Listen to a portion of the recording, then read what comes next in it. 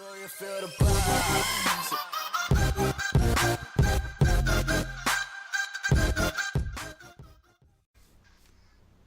What's up, YouTube? It's Carolina Calvin coming back to you with another video. I got Bruce Blitzed here. I got MG. We're gonna rank from worst to best pretty much every MCU movie. Last time I did this, I think it was I did up to 18, but now you have 23 with Spiderman Far From Home coming out, and we're gonna go down the list, starting with 23. I'm gonna get each guys, and we're just gonna go straight down the list up until we get up to 1. Let's quickly go ahead and get into it. At 23, I still have the Incredible Hulk. Now, the one thing I will say about the Hulk, in his movie, he was a badass. Unlike in Avengers Endgame, he was a pussy. Avengers Endgame still is a far superior movie. But I recently watched Hulk. Man, there's so many phoned in. There's so much phoned in acting. That movie's trash, man. I mean, you got the fight at the end against Abomination. But other than that, the movie's trash. So at 23, I got Hulk. Whoever wants to go next. All right, I guess I'll take the initiative here. To Calvin subscribers, I want to give a little precursor here. I don't read the comics, so for those of you guys who are big comic fans, I understand where you guys are coming from because of Calvin and MG and guys like Grits. I get it, right? But for me, I'm just a movie watcher, so my list probably be a little different than comic fans. But, we all have our opinions, and at the end of the day, they're movies and their opinions. So don't shoot the messenger. All right, at 23, I've got to go with the MCU's rom-com, Thor: The Dark World. Movie's terrible. There's still some cool stuff in it, no doubt, but it basically turned into a romance movie, like a rom-com. And, I mean, they made the movie for a certain demographic. To me, that's pretty obvious. But, yeah, watching that movie, it was terrible. I don't like it. So I've got Thor: The Dark World at 23.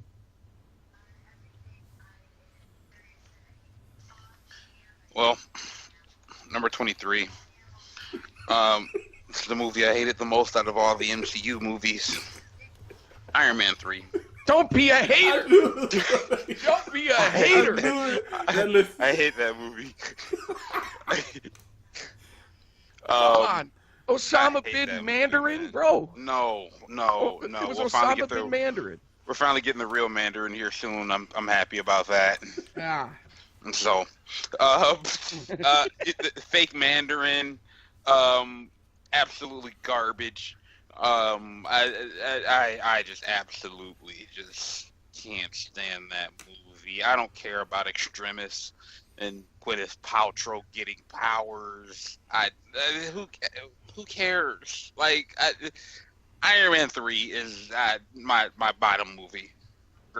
I will never willingly watch that movie again. Yeah, I think there's some movies down the list that I would definitely not rewatch. I haven't watched it in probably. How long? It's been some years. Is this a bad time to admit I've probably watched it 35 times? That to me is the way I can't watch it again. Bruce sitting there watching. I wish MG was watching. So this Monday on the podcast, we're gonna do a watch along. Sorry guys, MG's not here. I'll watch that again if you watch. No, don't even say it. Uh-oh. Don't even say it, bro. Say it. No. He's gonna say the Marine. Yep. I ain't watching a Marine. Jesus. Maybe I if got more entertainment out of that than Iron Man 3. Oh my gosh. I'm muting. All right. It's like a Steven Seagal flick, but with John Cena. I mean, at least he's not like throwing guys across the room by flicking their wrist or whatever. I mean, he did survive an exploding in the store. Yeah, he got hit with a sledge and bring it back up, so. Well, when he could throw around a helicopter with a rope, let me know. Okay, on to 22. At 22 for worst to best Marvel Cinematic Universe movies. Thor: Dark World. Pretty much same reasons Bruce gave. Natalie Portman is complete and absolute trash, and they're bringing her back in Love and Thunder when she talks so much. Kind of don't know why she talks so much shit, but we know why she's back, to make some money. But she was shit in this role. Whoever the guy was playing Malekith, he sucked. There's so many parts in this movie that I don't even remember. So yeah, man, most of the movies, even some of the bad ones, have really memorable moments. Even Iron Man 3. So yeah, Thor: Dark World. That is at 22. That movie fucking sucks. Well, at 22 for me, The Incredible Hulk, very early movie in the MCU. It just man. what You didn't like what's her name's whispering acting? Bitch was whispering the whole movie. I was like why the fuck are you whispering? Like they're in a public place and she's whispering to him. Like, what do they call that? ASMR. Yeah. Maybe that's the. I'm thinking she's telling him nothing but secrets the whole movie. Probably, you're probably right. But it's just not a very polished movie. You know, there's a standard in the MCU as far as cinematography and presentation and all this stuff, and it falls pretty low. I agree with you, Calvin. I liked the final fight. I thought the final fight was pretty badass. Mm-hmm. But other than that, a fairly forgettable movie. So I've got Incredible Hulk at 22. So MG, what do you have at 22? Number 22, I agree with Bruce on this one. I got to go with The Incredible Hulk. Everything about that movie was pretty bad, including the acting. A bunch of phoned-in performances. Hulk was pretty badass in this movie, which I'll give them credit for that. But to me, the only thing that makes this movie better than Iron Man 3 is a better villain. The villain was more badass. I'm biting my tongue. I could care less about Gwyneth Paltrow. I could care less about Gwyneth Paltrow and Extremis. Bro, Aldrich Killian, but I'm not going to debate. It's your list. It's your list. Yeah, well, he glowed. I'm call him Firefly or some shit.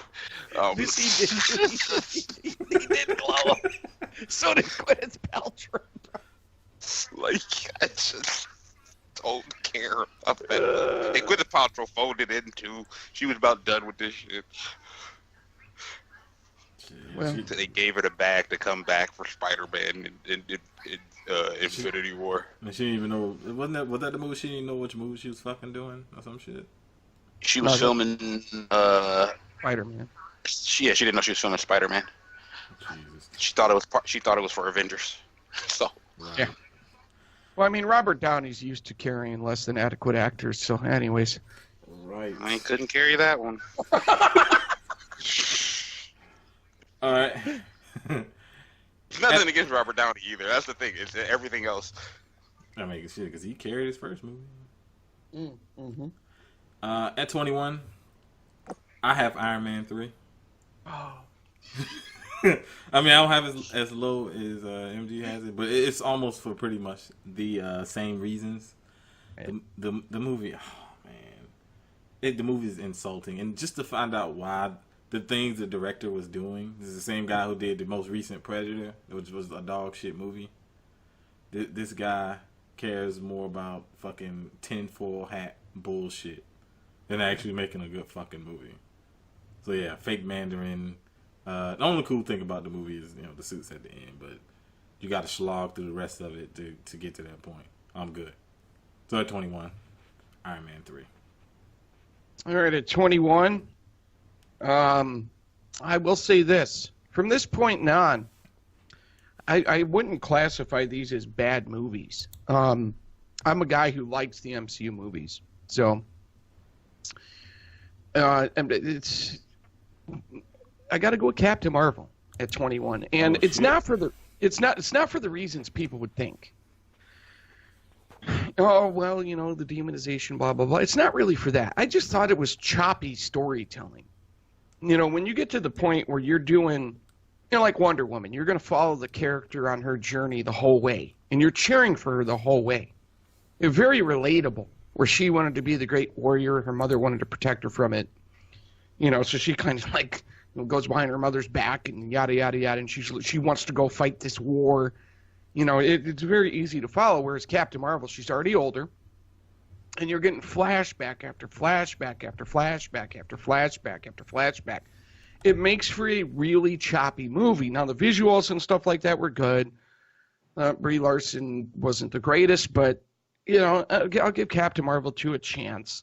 But mainly for the structure of the movie. And I don't think, she was so stoic that you don't really end up cheering for the character as much as you do a lot of these other characters, even in Ant-Man, So that's my main reason with Captain Marvel. I just thought the structure of the movie was headache-inducing.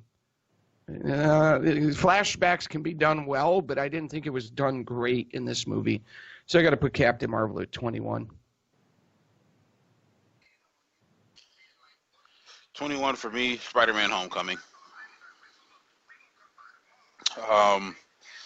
The bottom part of my list is a part of the list of movies that I will never watch again. And Spider-Man Homecoming is one of them. I'm not going to keep rehashing it because we've talked about it till we're blue in the face, but that ain't Spider-Man. That ain't Spider-Man. I don't need to watch Tony Stark's son run around and impersonate Spider-Man. So,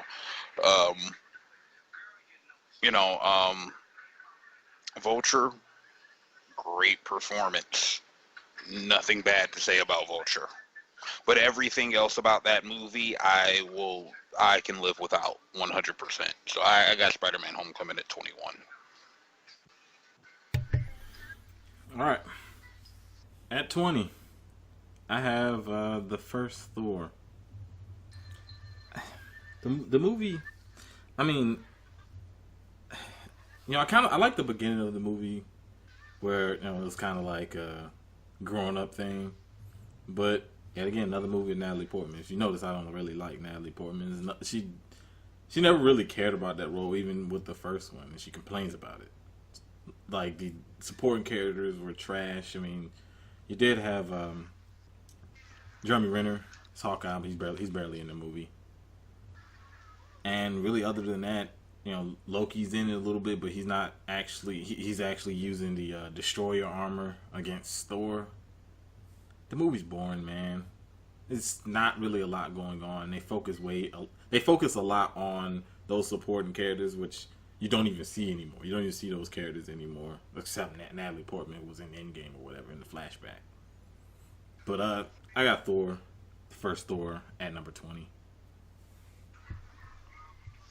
All right, at number 20, to reiterate again, even with movies being this low on my list, I still think there were good qualities about them. But I got to go with Ant-Man and the Wasp. And the reason I go with Ant-Man and the Wasp at 20, I thought that the movie did a good job. By the end of the movie, I actually ended up liking Wasp a little more. One of my big problems with the movie is Ghost. To me, a frustrating villain to watch. Not from a storyline standpoint, but especially from a visual standpoint. I just didn't connect with the villain. I didn't connect with the movie overall, like a lot of other MCU movies. And I found the scenes with Ghost, even though Ghost seems like a pretty cool character, the CG just, I don't know, it just kind of left an empty feeling for me by the end of the movie, where I was like, yeah, the villain was kind of cool, but all the disappearing and moving around real fast and stuff like that, when you look at so similar characters, like especially in Doctor Strange, where you get a lot of, man, Doctor Strange is crazy. I don't know, man. My main problem with this movie was Ghost. I thought Ghost had a decent story, but when it comes down to it, the battles, I didn't really like those scenes. And Ant-Man and the Wasp, not exactly the most exciting characters. Still, overall, a good movie. But my main problem with this movie was Ghost. Did not resonate with me. So Ant-Man and the Wasp at number 20. 1 for me. I'm going with Thor: Dark World. Um, I'm right with Calvin when it comes to Natalie Portman, and this movie was the epitome of it. Um, I get what they were trying to do and kind of going with a darker tone for the Thor movies, but this one backfired on them. I they really didn't do enough to really set up Thor as a character in this movie. The first movie, I think they did a good job, but in this one, I feel like this one they really focused more so on everything around Thor, more so than Thor himself. Um, you did have the stuff with Loki at the end of the movie, which was good. Um, but for the most part, it was pretty boring. Up until the final fight when Thor finally arrived, but most of the movie was just bland. On to number 19. Number 19, I have Bruce. You ain't gonna like this one, bro. Iron Man 2. I just Robert Downey. I'm sorry, Robert Downey carries this movie like he pretty much carries all his solo movies. But I think some of the characters around him really hurt the movie. Now his performance is great as usual, but Don Cheadle. I mean, this is the first time we seen him because in Iron Man 1 it was what's his name? Terrence Howard. Terrence Howard. It was Terrence Howard. He was gonna be War Machine. He got replaced. A bunch of bullshit dealing with that. And Don Cheadle was his replacement, and he wasn't much better. I mean, you got the scenes like when they were in the park or whatever. That was a pretty good scene. They used Whiplash as the villain. Nah. I got Iron Man 2 at 19. I just really didn't like that movie. Thought they should have went with I personally thought they should have went with a different villain in that movie. All right. At number 19, I'm going with Thor. Thor 1. One element to this movie I didn't like. Well, first of all, it's a real slow burn, isn't it? Yeah, even for a solo movie. Yeah, it is. And like the element of, oh my gosh, he's been cast off to Earth. And then the women are like huddling around him like some nuns that got a hall pass from the priest. And I'm just, I don't know, man. I didn't like that element to it. Because he's a god, Bruce. Well, listen, I believe that they realized that the female demo that really liked Chris Hemsworth as Thor. And I think I'm sure they do audience testing and stuff like that. And that's probably what led to Thor: The Dark World. So, I mean, it was still cool. Especially when he finally got to the point where he was fighting and in his suit and all that How long stuff. did that fucking take? Yeah, exactly. That's why I have it so low. It's the big thing is I came out of the movie as a fan of the character. That's the big thing for me. But a lot of other elements to the movie that just didn't really hit home with me. So I've got Thor at 19. Touche, MG. I got 2 Thor movies in my bottom 5, bro. Not to spite MG, but you can see how we're on the opposite ends of the spectrum here. At 19, I'm going with Ant-Man and the Wasp. I'll wait till we get to the first Ant-Man to put that out, what I was going to say, but they failed to live up to my expectations from the first one. I'm not really a fan. The first movie grew on me. It's grown on me over time. And I actually like the first Ant-Man. Not one of my favorites by any means, but it's definitely grown on me as time has gone on. But the second one, I'm not a fan of Evangeline Lilly in this role. I have a hard time buying her as a badass.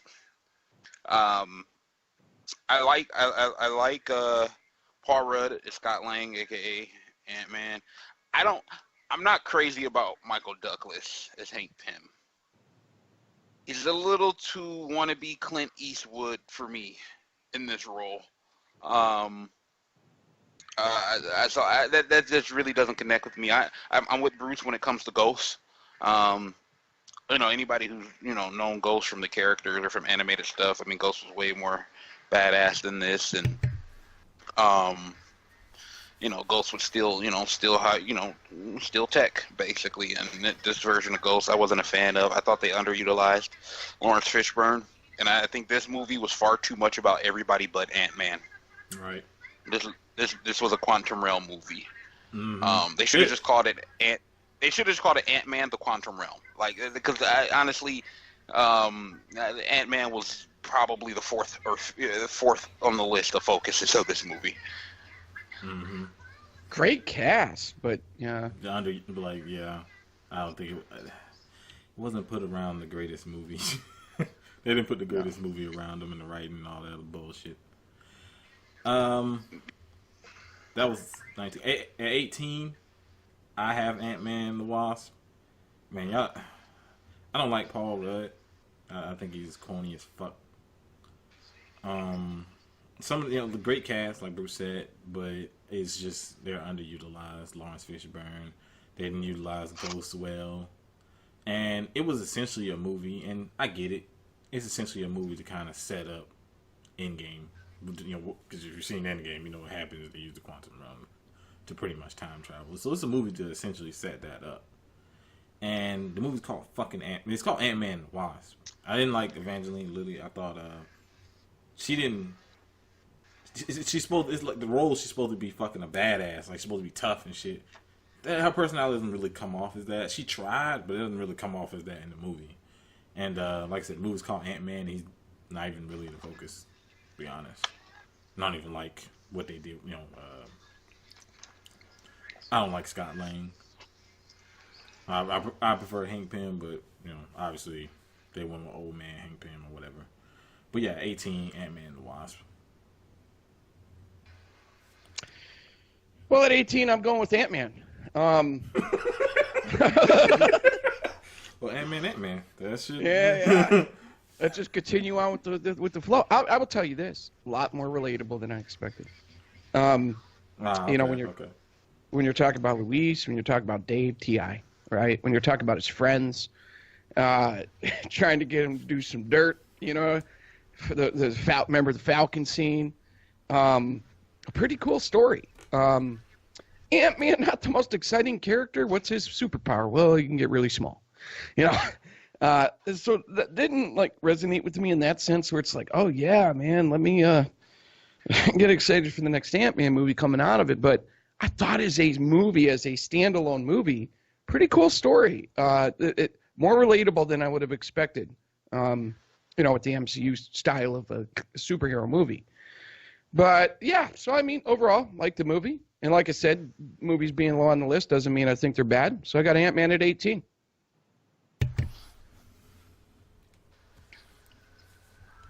At 18. Okay, I smell.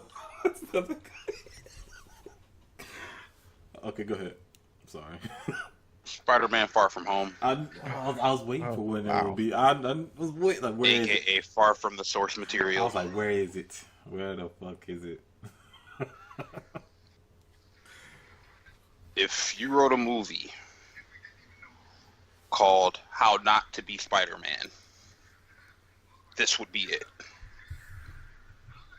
The only thing that made this one better than Homecoming was it was more visually stunning.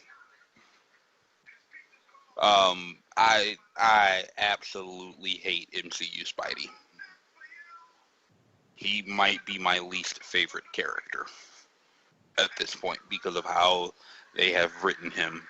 And once again, this bottom part of my list is the list of movies I will never, ever watch again. Right. And Far From Source Material is one of them. I mean, Zendaya, I think she's great, but her trying to be fake badass MJ not working for me. Honestly, my favorite character in this entire movie was Ned. I thought he was hilarious, but outside of that, I mean, Jake Gyllenhaal's acting wasn't bad, but I hate that Mysterio. When they announced, I was already pretty much done with MCU Spidey after Homecoming, but when they said Mysterio was going to be the villain, I got a little bit excited because of the visuals that would accompany it. But I didn't realize they were going to make Jake Gyllenhaal some weirdo tech geek who couldn't even fight. Like, I mean, Mysterio's a trained fighter. I just, you know, they did so much disservice to Spidey into Mysterio. I mean, yeah, Mysterio isn't like one of his A-list villains, but Mysterio's always for me been one of the cooler villains from a visual standpoint, and I thought the illusion, I thought the actual illusions themselves were cool, but Mysterio, they completely did him dirty. So I got far from source material here. At 17, I have Captain Marvel. The propaganda that permeates this movie makes me sick. Brie Larson's acting isn't great.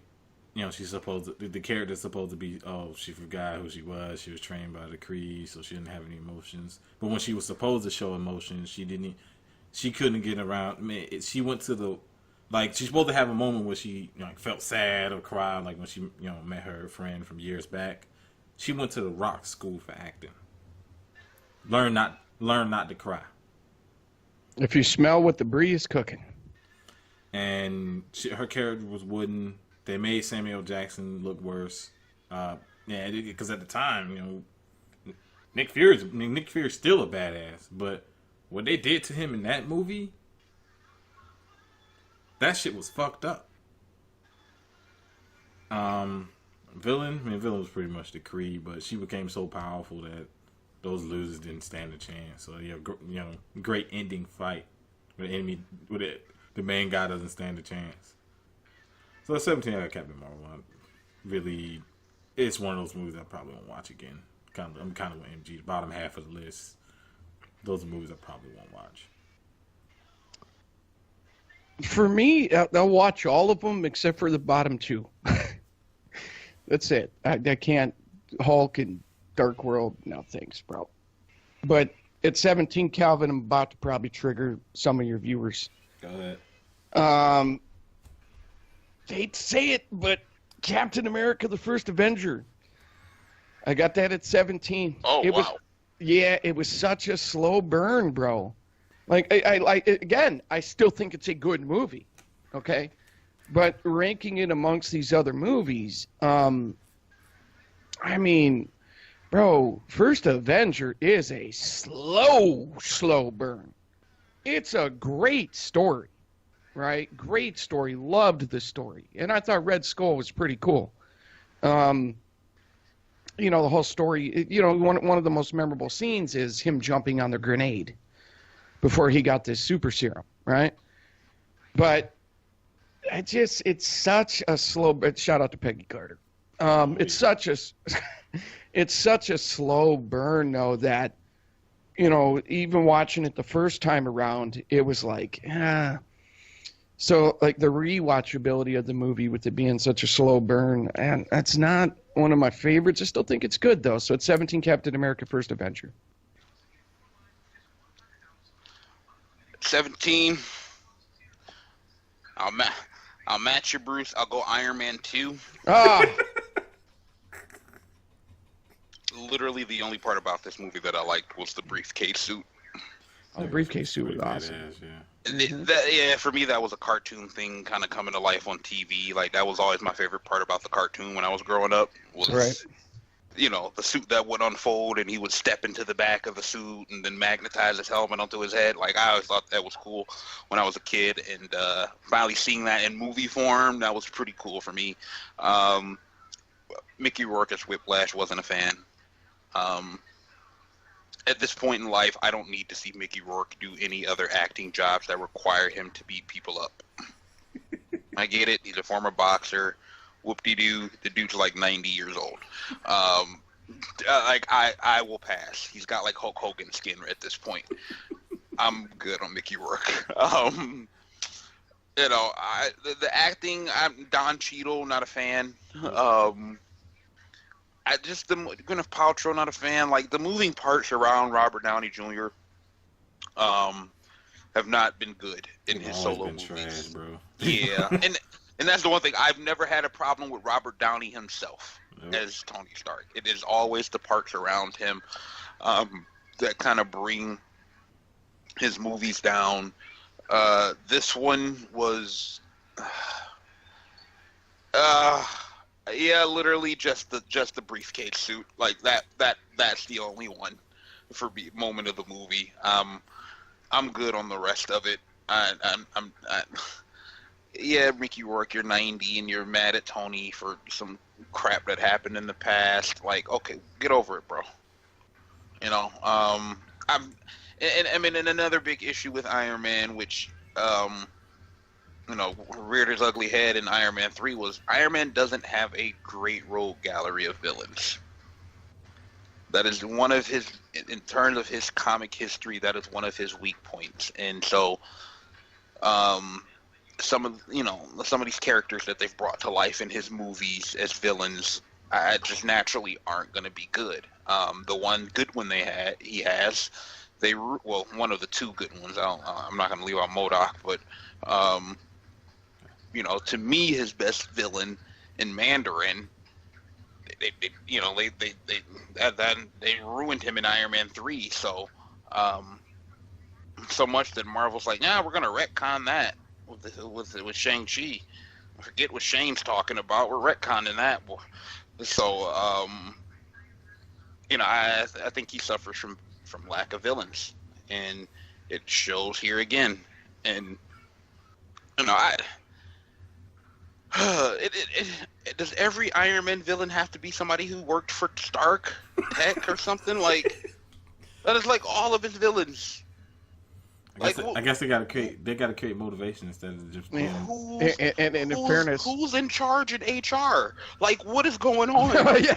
And in fairness, that's become some other people's villains too. Yeah, like what's going on in HR that all of his villains are former employees? Like, he can't have anybody that just wants to destroy the world and he stops them. Like, it's got to be the guy from accounting or something. Like come on.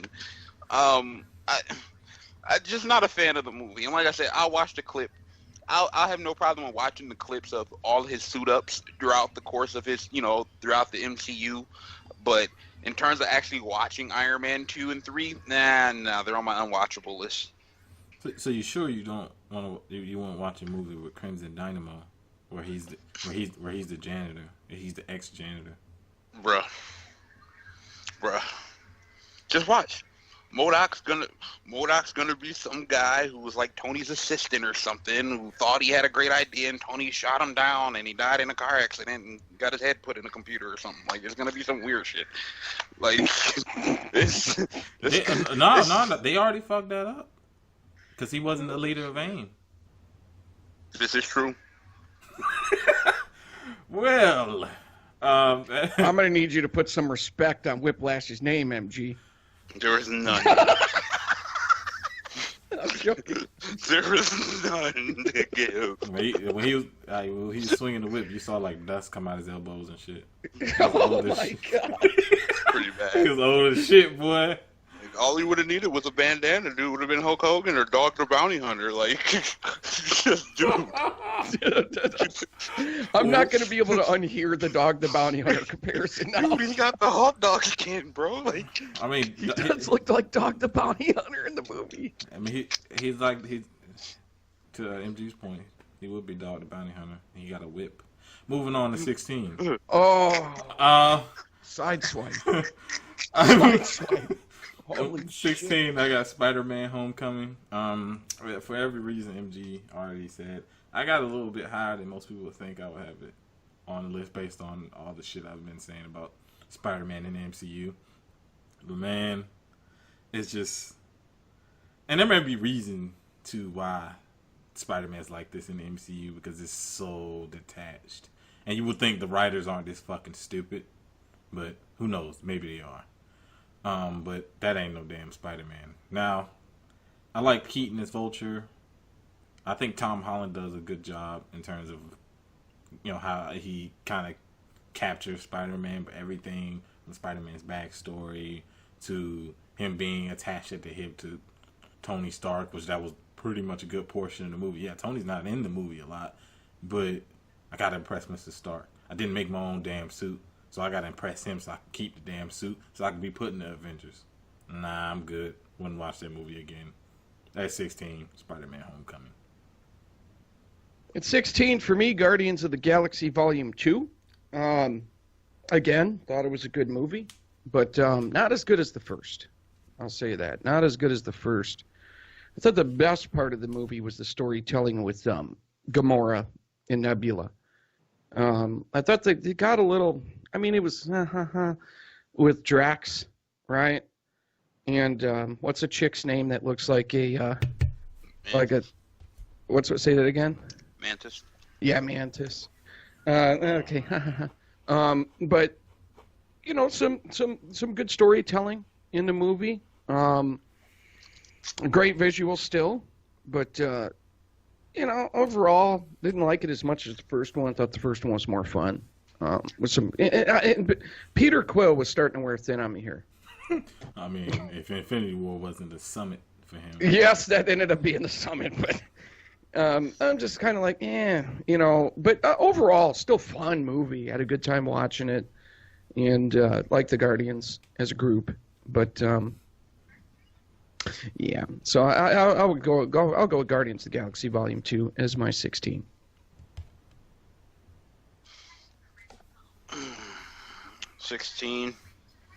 I'm in agreement with Bruce here. Guardians of the Galaxy 2. The movie started off decent, right? And once you get about to the halfway point, it nosedives.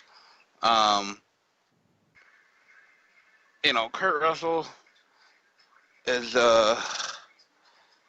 his dad. That really didn't work out.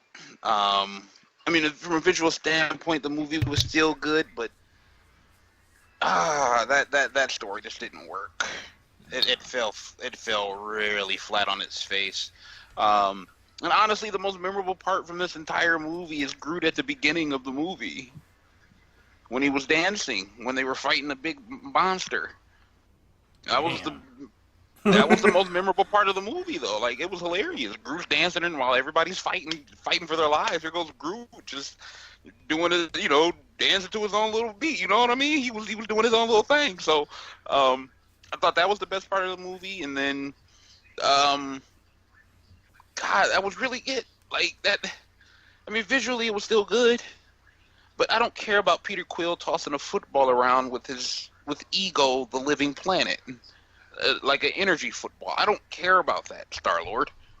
Stop being a simp. Like, this is unwatchable for me. Like, this is the very last one of my unwatchable movies on my list. Like, I can't watch. I haven't seen it since I saw it the original time in theaters. Yeah, I can get why you feel like that. So, I got that at 16. All right, at 15, I kind of stick with the theme of 16. Spider-Man Far From Home. I think the only thing and honestly, the two are 15 and 16 are interchangeable.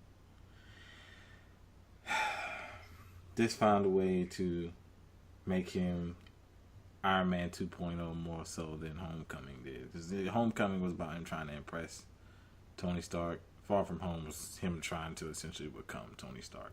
Everything around this movie, from the villain to, with the glasses and shit, revolved around Tony Stark. Yeah, Zendaya, she was kind of like stoic and boring. The romance in it was the equivalent, I said this before, is the equivalent of an episode of Hannah Montana. The side characters, from Flash Thompson, who's a pussy, Ned, fat dweeb, who, you got the, you're supposed to be funny or whatever. The characters are worthless or nothing. They're just on the screen to fill out the goddamn movie. Honestly, I should put this shit lower. Just thinking about it because it pisses me off. But at 15, I have Far From Home. I think Jake Gyllenhaal was great though. Just, yeah. All right, a 15 for me, and from 15 to 1, these are all movies I really enjoyed, like even more than 16 to 21. 16 to 21 was like, yeah, they're good. 15 on up, movies I really enjoyed, even more. So 15, Spider-Man Homecoming. See, unlike these guys, and one thing I always appreciate about these guys is they don't get upset with me and like expect me to hate a character or a movie, because they do. There's some people out there, and I've dealt with this on social media and stuff like that, who they're like, oh, come on, it's not like the comics. You know, what the fuck is wrong with you? You're part of the problem, and like all this other bullshit. It's like, dude, it's a fucking movie. You know, so for me, I'm on the, as you can see with the list too, by the way, I'm on the exact opposite end of the spectrum. As an Iron Man fan, I like the storytelling with Iron Man and Spider-Man, the exact opposite of the comic fans who hate it. And as far as the being true to the comic stuff, I do buy into the leak, the Sony hack, and we've talked about that before, so I'm not going to rehash it. I do buy into that as being a reason. It doesn't make it. I mean, at the end of the day, the story is the story. So I understand why comic fans don't, enjoy the direction they've gone. But in this movie, for me, I did like the storytelling with Iron Man and Spider-Man. I thought Michael Keaton was great as Vulture. Marissa Tomei, bro. Jeez. So yeah, I enjoyed the story, enjoyed the movie, thought it was a polished movie. The only thing that holds it further down on the list for me is the fact that it's so sophomoric, right? I get it, the demo that they're reaching for, with the Spider-Man character. Oh, he's a teenager and he's this somewhat naive, and, they're trying to make him this naive, likable, sophomoric teenager to draw in that demo. That only goes so far with me. It only goes so far with me. So the main things I liked about the movie, of course, the main stuff that you like about MCU movies, the visuals, the battles, the this, that, and the other. But the tie-in with Spidey and Iron Man. So enjoyed the film, but it's on the lower end of films that I've really enjoyed a lot, mainly because it is so sophomoric. Well, for me, at 15, I got Thor, the first Thor.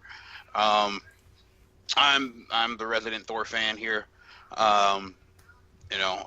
was one of, he's always kind of been one of my favorite comic book characters, even from when I was a kid. So, seeing him come to life on the big screen was cool for me. I do like the beginning of the movie, in terms of them kind of, the backstory of Thor and on Asgard and kind of what happened with him and, him coming down to Earth. I do understand, the slow burn effect of it too, which was, it could be a problem, but I think, when you have a guy in Tom Hiddleston as a part of the movie, when you have a Jeremy Renner as a part of the movie, and Black Widow as well, I think,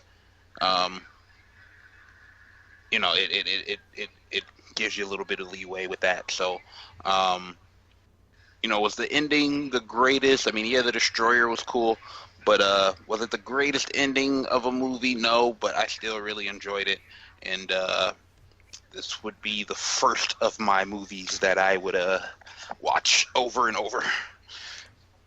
Also, that starts at that point. Yep. Pretty much from this point on. Okay. Yep. Okay. At 14, I have Guardians of the Galaxy Volume 2. The whole Ego Living Planet thing was completely botched. The soundtrack wasn't as good as the first movie. The comedy wasn't as good as the first movie. Them putting Mantis in there to throw in the comedy with Drax.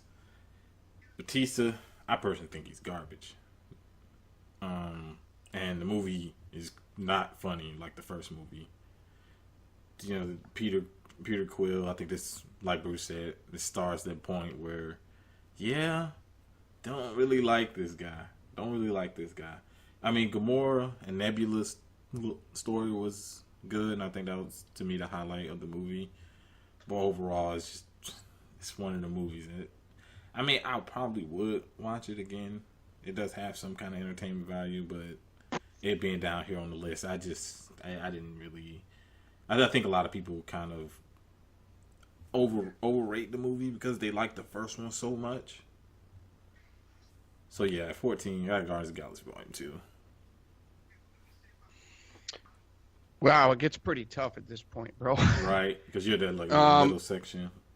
Yeah, I mean, you're splitting hairs here because a lot of these movies, I got them so close together. Mm-hmm. And, but at number 14, a movie that some people didn't like as much as others, but I really enjoyed it. I mean, going and seeing it for the first time in the theaters, I was just, man, blown away. I'm like, man, they're taking these team ups to a whole new level. It was so badass with them, and it left me wanting to see so much more. With at this point, the team ups with these Avengers, these original Avengers, was becoming somewhat of an addiction, I would say. And remember that one scene in Age of Ultron where they were all fighting in that building, and there was so much going on. That scene is one of the most memorable. The slow mo and stuff. Is that one? Is that the part you're talking about? When they did the panorama shot. Yeah. Yes. Yeah, that was pretty badass. Yeah. So there were a lot of things about this movie that I really liked, but as far as team ups, right? Mm-hmm. As far as team ups, not including Guardians of the Galaxy, that's a different team up. As far as Avengers team ups, this is the lowest one that I have. I did like Ultron from a presentation standpoint. I've had it explained to me later on that he was not done to the standard of comics. I get that. But still a good movie, fun movie, team-up movie. Anytime I can sit down and watch the Avengers team up, it's pretty badass. So I got Avengers Age of Ultron at 14. At 14, this is borderline 15. Avengers Endgame. Oh.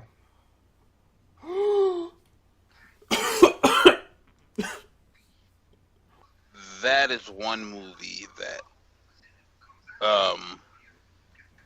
any movie that I get angry watching every time I watch it, it's not a good sign. So, I mean, most people are probably gonna be like, bro, you're crazy, but, as a Thor fan, as a fan of Hulk, as a fan of Spider-Man, as a fan of Doctor Strange, I feel like there's a huge disservice to all of them in this movie, specifically Hulk and Thor. I do not like that about it. I mean, you got Thor, a guy who's a god who's been wielding a hammer for hundreds of years, basically, who all of a sudden Captain America picks it up and is using it better than he ever has. Makes no sense. You're talking about a guy who's a god, who has two magical weapons, and Stormbreaker and Mjolnir, who can't put up a better fight than Captain America, who doesn't even have superpowers. He just has enhanced strength. He's like peak human conditions. He's basically a human who takes HGH their entire lives in EPO. That's basically what Captain America is. He's not some magical being. He's not somebody with actual superpowers, and he can somehow wield the hammer better than Thor. They made Thor look like a complete schmuck. And Hulk never got his get back on Thanos. Yeah, Iron Man, he got the finger snap at the end. I don't have any issues with what Iron Man did in this movie. He's one of the only people I don't have an issue with in this movie. But a lot of the other parts, I mean, it was just, and it was a lot of it was predictable. There were some things that weren't predictable, like them fighting them former selves, and that wasn't predictable. Hulk with the snap, with the first snap with the gauntlet wasn't predictable. I didn't see that coming, but a lot of the rest of the movie was just very, very predictable. Yeah, that is one movie that, as time goes on, that movie might drop lower for me because I can't watch it again. I can't watch it again without getting angry. Yeah, I know so that might be my well, it's not bad as Suicide Squad, but in the sense of every time I watch it, I just hate it more and more. That's one of them for me, though. Damn. Okay, at 13, I have Ant-Man. I feel as though that more of a focus was put on Ant-Man. I still didn't like Paul Rudd. I felt as though his friends were showed a little bit more. I'm not like Yellow Jacket more as a villain than Ghost. And it was, this is pretty much an origin story. And I thought it was, in comparison to some of the other origin stories, who, for the most part, haven't been, as of course you got a couple. I felt as though it wasn't bad. So I have Ant-Man at 13. There'd be something maybe I'd watch, but I'm not watching Ant-Man to watch. Fuck that. All right, at 13, Guardians of the Galaxy 1. Fun movie. Hell of a way to introduce these characters into the MCU. Like I said, I'm splitting hairs at this point with the movies that I like the most. Really, really well done movie. As I think it was MG a few minutes ago, mentioned a soundtrack. That was Calvin. Oh, Calvin. Sorry about that. Yeah. Soundtrack was great. Chemistry between the actors and actresses was great. Really, really good movie. But I'm much more partial towards the Avengers than I am the Guardians. So it kind of works against the film, just based on personal bias and interest. So I've got Guardians of the Galaxy, fun film, at 13. Oh, at 13, I got. I'm trying to think. Should I switch these two or not? No, 13. I'm gonna go with Captain Marvel. I'm gonna go Captain Marvel at 13. Bree's gonna be disappointed in you, bro. Look, that's higher than most people have her. That's higher than most have her. So, Brie wasn't the problem with this movie. I will say that. I thought her and Nick Fury were good together. I agree about some of the flashbacks, though. Them not going in depth enough when it comes to that. That was an issue. I also feel like they were kind of giving you the unnecessary runaround when it came to figuring out who she was, her backstory. Yeah, I understand, kind of trying to take you on a journey to kind of, figure out who somebody is, but there's no need to throw people in a maze to figure it out. Like, let's just put us on a straight road, and we'll get to the end of the road. I don't need to run around a maze to get to the point here. So, I think that was an issue. I thought the CG was really good with the movie. I do think there could have been some better fighting scenes in it, but overall, I actually kind of enjoyed the movie. So, I got it here at 13. At 12, I have Age of Ultron. It's definitely the lesser of the main Avengers team up movies. Things I did like about it is of course the team itself. You had Scarlet Witch, you had Quicksilver, was complete trash, but they made sure to kill him off. You also had Vision, who I thought did a solid job. They kind of, as they went through the movies, a lot of people had a problem with, when Scarlet Witch did her mind thing on everyone, when it showed different aspects of different heroes and stuff like that.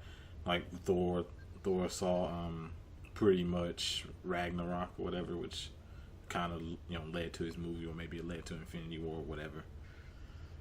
But my biggest problem with this movie, well, I got a couple, is the weird like forced romance between Hulk and Black Widow. I don't think it was that great. And Ultron. Ultron wasn't brutal enough. You know, he spouted a bunch of exposition and shit like that. He wasn't brutal enough. And I think that's my biggest, like, Ultron completely hates humans. But he's not gonna give you any quips and none of that shit. He's just gonna fucking destroy shit. But Age of Ultron, Bruce brought up the fight earlier where they kind of they were fighting in the building and spun around, or you had like the team up attacks with like Thor and Captain America. Man, that shit reminds me of the Ultimate Alliance games. But yeah, 12. I have Age of Ultron. All right, at number 12. Maybe a little controversial ranking, but I'll explain why. Black Panther. Again, I'm splitting hairs here, man. I love all these movies. So I got to think of what's going to distinguish them apart from the others, right? Well, with Black Panther, I thought Michael B. Jordan was amazing as Killmonger. Chadwick Boseman is amazing as T'Challa. I'm a big fan of Shuri. So when you're talking about those three characters specifically, bro, and Okoye is a badass, right? Great. Here's what keeps it out of my top 10, which is a hard list for me to make as someone who's such an enthusiast with the MCU movies. It's really hard. The fight where T'Challa was challenged and he's above the waterfall. Oh my gosh, the choreography in that fight, bro! It really does bother me, bro. It was not good. You know, as a fan of martial arts films and fight films, I don't like that fight. And then, dude, some of the visuals, man, like, oof. Yeah, there was the end fight. Yeah, the end fight. What were they? The rhinos. There were just some scenes, man. Like with these MCU movies, it's one of the things. Like dude, bro, give me some cool ass action visuals and characters, right? And a good story. Which the story was great. T'Challa trying to be the level-headed leader, you know, Killmonger hungry for that spot. You know, the story was great. I want to see Killmonger back. But as a film, I think there's some things that are overlooked. And if someone overlooks those and they have it as their favorite MCU film of all time, I totally get it. But yeah, for me, it just, again, splitting hairs here, I got to put that at 12, bro. Great movie, though. At 12, I got Ant-Man. I really enjoyed. When Ant-Man first came out, I was not a fan of it, so to speak. I mean, I have bits and pieces of it that I liked, especially the fight with Yellow Jacket, the ending fight. But as time has gone on, that is, out of all the MCU movies, that is the one that has grown on me the most in terms of it going from like bottom of my list towards, like middle of my list. Most of the movies I got on my list, they typically stay in a certain range, but Ant-Man's jumped up my list over the more and more I watch it. So I don't think it goes any higher than this, but I really enjoyed it. As time is going on. I mean, I like Paul Rudd as Ant-Man. I thought Evangeline Lilly in this movie wasn't as annoying as she was in Ant-Man and the Wasp to me. Same with Michael Douglas. I thought I thought T.I. and I can't remember the dude's name. Was it Espinosa? Yes, Espinosa. Luis or something like that? Yeah. Yes, hilarious. And then the story. I mean, the dude's trying to turn his life around for his daughter, right?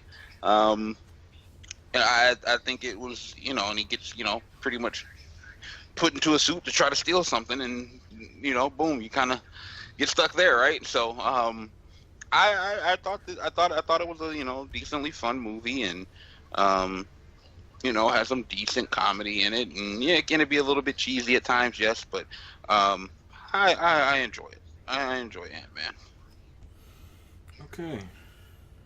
At number 11, I have Captain America: The First Avenger. I think this one gets kind of underrated because of how good Winter Soldier and Civil War was.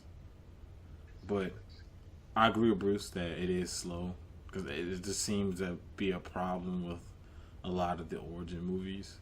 It starts out slow. I liked Hugo Weaving as Red Skull.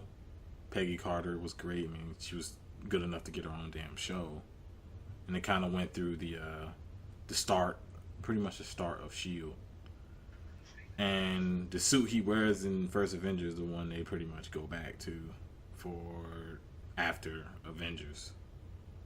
But I think it's a good movie. It kind of shows, like kind of who he is before he actually becomes Captain America, and I think it does a really good job at that. So at number 11, I got Captain America: The First Avenger.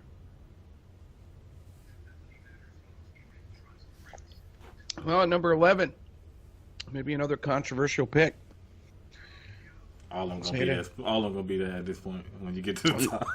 Yeah, it's tough, man. It's like I said, it's such a fan of these movies, bro. Right. It's hard for me at this point, but my bias will show once we get it further into the top 10. But at number 11, Thor Ragnarok. I thought that when you're talking about bounce back movies in the MCU, this is the best bounce back movie in the MCU. After Thor: The Dark World, to go and do a movie like Thor Ragnarok, that was so visually stimulating.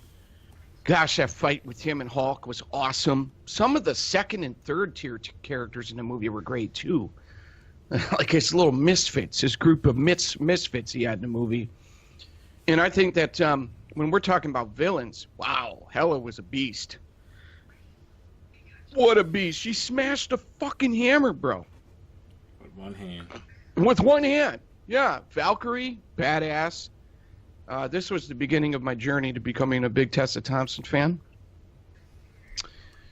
I always thought she was good before that, but from this point on, it was like, dude. And one of the things about the Thor movies, I've got Thor in a Dark World lower on the list, but like I said, I like all these movies except for Dark World. I like the storytelling with his family a lot.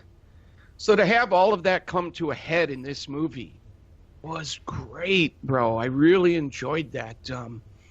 Idris Elba as Heimdall. Yeah, we can go down the list, all the great characters in this movie, but it was just so well done. The final battle was awesome. I thought this was by far Chris Hemsworth's best performance in the MCU. And it was also the beginning of him wanting to just be a comedic character, which we've gone through with the interviews with him. So it's kind of like a catch-22, where I think he had a really good balance with that in this movie, where he was funny and entertaining, but also badass. But then, as we know now, this was the beginning of him wanting to go more in that direction even further. So catch-22 with that. But, yeah, I thought it's just a fantastic movie. But I've got to put it at 11. I like the other films above it a little more. At 11, I'm going with 11. I'm going to go with Age of Ultron. From a visual standpoint, they hit all the nails on the head that they needed to hit visually. I agree with Calvin when it comes to Black Widow and Hulk's relationship. That might be one of the biggest mistakes that the MCU ever made, and you see they backpedaled off of that quickly. Mm-hmm. And then that was probably the biggest sore spot on the movie. Ultron, he wasn't brutal enough. I don't even think he was powerful enough. I don't think they did justice to his ability to upgrade himself well. Yeah, and he kind of works like a virus. Yeah, and I mean, when you're talking about tech and being able to basically absorb, basically being he's basically got Tony's knowledge combined with the computer, so they didn't really take full advantage of his ability to kind of transfer his mind into different pieces of tech and the upgrades to his body, and the brutality of him, outside of cutting off Claw's hand. I did like his sense of humor. I thought his sense of humor was was on point, but I definitely think they missed out with that, with him in terms of his actual fighting. The Quicksilver. And another issue with the Quicksilver thing is not just how he was portrayed individually in this movie, but we also had X-Men Days of Future Past the same year. Yep. So we got a direct comparison between the two, and obviously for contract purposes, they couldn't, they had to kill him off in the movie. But when you look at the way Quicksilver was done in X-Men Days of Future Past, the one that Aaron Johnson played in Age of Ultron looks like a complete schmuck. Mm-hmm. And I mean, the dude's gonna die from a bullet, though. Yeah. It's kind of defeats the purpose of having super speed. And then the one thing I had an issue with that I don't really hear many people mentioning, the way that Ultron got destroyed at the end was so anticlimactic. Like, they went through this gigantic battle, right? And just for at the end, Ultron try to creep off and Vision just blow him to bits, like with nobody looking. Like, it was just kind of anticlimactic. So I mean, I still think, even though it had its flaws, I do think a lot of what they did was good in terms of the fight scenes, which I think a lot of the fights were pretty good during the course of the movie for the most part. Even the initial fight when Ultron first showed up after Cap moved Thor's hammer when they were all joking around and whatnot, even that, when Ultron first showed up, that fight was really good too. So I'm going to put Age of Ultron here. Yeah, I think they missed the opportunity to, like, let's say he uploaded himself into like a computer to kind of have him later on. Mm-hmm. They would have had the opportunity to use him later on in somebody's movie. Who knows what they're going to bring in there, but I think they missed that. Moving on to number 10. So we're down. The top 10 was where, these movies that you'll pretty much watch at any time. You probably own these movies. I do own each one of these movies in the top 10. At number 10, I have the first Guardians of the Galaxy movie. I thought, for reasons brought up earlier, the soundtrack, the comedy was much better than the sequel. Still struggled with the villain. Ronan wasn't that great. But I felt as though, this is the first time seeing these characters and kind of seeing them come together. And I guess the chemistry between all the characters, I thought that's what really carried the movie. But I will say this, though. This movie was when they started really going heavy comedy, and even in other movies, more so than even before. You see, like, Thor Ragnarok kind of took that blueprint, and this is when after this movie is when they really started putting more comedy, a little less serious. But the movie itself, top 10, it's at number 10. Guardians of the Galaxy. It's a great movie. I'd go watch it at any point. All right, at number 10, going Doctor Strange. One of the things about Doctor Strange I don't think it gets enough credit for is the character development in this movie. Great character development and depth to the characters. And for me, with Dr. Stephen Strange, first of all, that was a badass Lamborghini. Right? And he wrecked it. Yes, he did. And then he did what? He fucked his hands up, right? Yep. I can relate to that. I've been through that, right? So that was relatable to me on a level that 99.9% of people on this planet wouldn't relate to that, So you go through his journey. The Ancient One is a badass. The visuals in this movie are ridiculous, as you would expect in a Doctor Strange movie. I can't wait to see the second one. I can't wait to follow this character further along into his journey. Can't wait to see where they're going with that ending, right? So yeah, I love this movie, and it was just, for me, it was personally relatable. I think Wong is a fucking hilarious character, like unintentional comedy for me. I don't know why I end up laughing at some of his scenes, but so many twists and turns, and Benedict Cumberbatch is Doctor Strange. He's one of those actors where I feel that there's some actors in the MCU where they're pretty good at what they do, like, but I think he just, I don't know. I actually have him on that level with the Chris Evans, with Chris Evans' Cap. I think Robert Downey's kind of a notch above all of them, but he's not far behind. I think he does a great job as Doctor Strange, and I got to have this movie in my top 10. Can't wait to see the second one. So Doctor Strange at number 10. As someone who, I read the books, he captures the character almost to a T. Yeah. I even said this, like, because I remember seeing, they were showing pictures, like, of course people do photoshopping and shit, how he looked. And after seeing Sherlock Holmes, I was like, yep. And there's just there's similarities between Tony Stark and Doctor Strange. One's magic, one's tech. Both of those actors have done Sherlock Holmes. So that you're right. And they're smarter than they act smarter than everyone in the room, which most of the time they probably are. They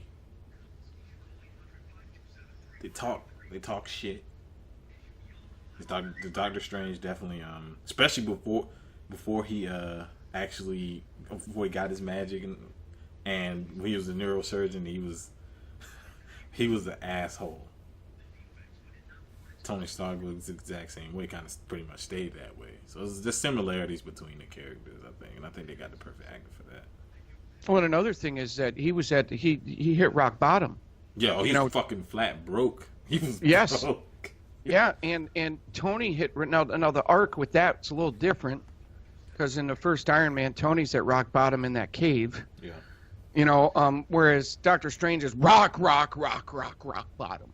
Mm-hmm. And it kind of got that martial arts film element to it, where he's being trained and he's trying to learn all these learned abilities, and he's in the library studying his ass off, and the ancient one, the scene where she knocks him out of his own body, like knocks his soul out of his body, and like there's just so many things from this movie that just stick with you, and I just think that it's just as a regular moviegoer, man, Calvin, it keeps you engaged the whole way through. Dude spent his every dime to get to Tibet. Yes. Spent every dime to get there, and in hopes that they could fix it. He didn't even believe none of that shit. How do you take some asshole rich doctor, right, and turn him into a sympathetic figure? They did it. His whole origins was about humbling him, because he was a rich asshole, because he was like he was a neurosurgeon. He was one of the best on the planet. Right. And his whole origins is about humbling him. Which they did. Yeah. Well, number 10 for me, I got Guardians of the Galaxy Volume 1. I still think this has an argument for being one of the 5 best written movies that Marvel has done. In terms of the dialogue, the comedy, the chemistry between the cast was great. The visuals were great. Honestly, this movie took the MCU in a greater direction visually. Because you had some movies that were great visually when it came to CGI before Guardians, but when Guardians hit the scene, the one thing that they did elevate was the color. It's one thing to have amazing CGI, but when you're talking about adding in just colors for the visuals, which they obviously did because of outer space, but when you're talking about how the outfits and the costumes contrast with the environment, I think visually this is still one of their better movies. The one big downfall from this movie for me was the villain, Ronan. Yeah, he sucked. Which I thought Ronan was good for a good portion of the movie, but once you get to the end of the movie, especially that last fight, it's like, oh my god, this is bad. I thought the soundtrack was great. I thought the cast was great. Groot stole America's heart with that movie. Became one of the fan favorites, right? I thought Drax was funny in the movie. I thought Star-Lord didn't annoy me. I thought Chris Pratt as Star-Lord was great in the movie. Zoe Saldana as Gamora was great. Obviously, Bradley Cooper voiced in Rocket. I thought this movie was just solid. I just thought the big step back that they had was Ronan as a villain when it came to the end of the movie. But outside of that, this is a great movie. I got it at number 10. Yeah.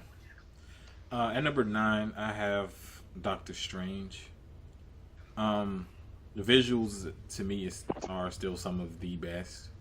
It kind of really started with when you saw the Ancient One, who what's her name? The actress, I can't think of her name right now. She was great in the movie, but when she punched him to the astral plane, and then that's when he started to believe in magic.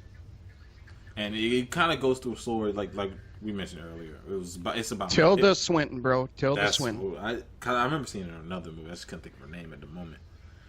But it's a story to pretty much humble him because he was a big asshole.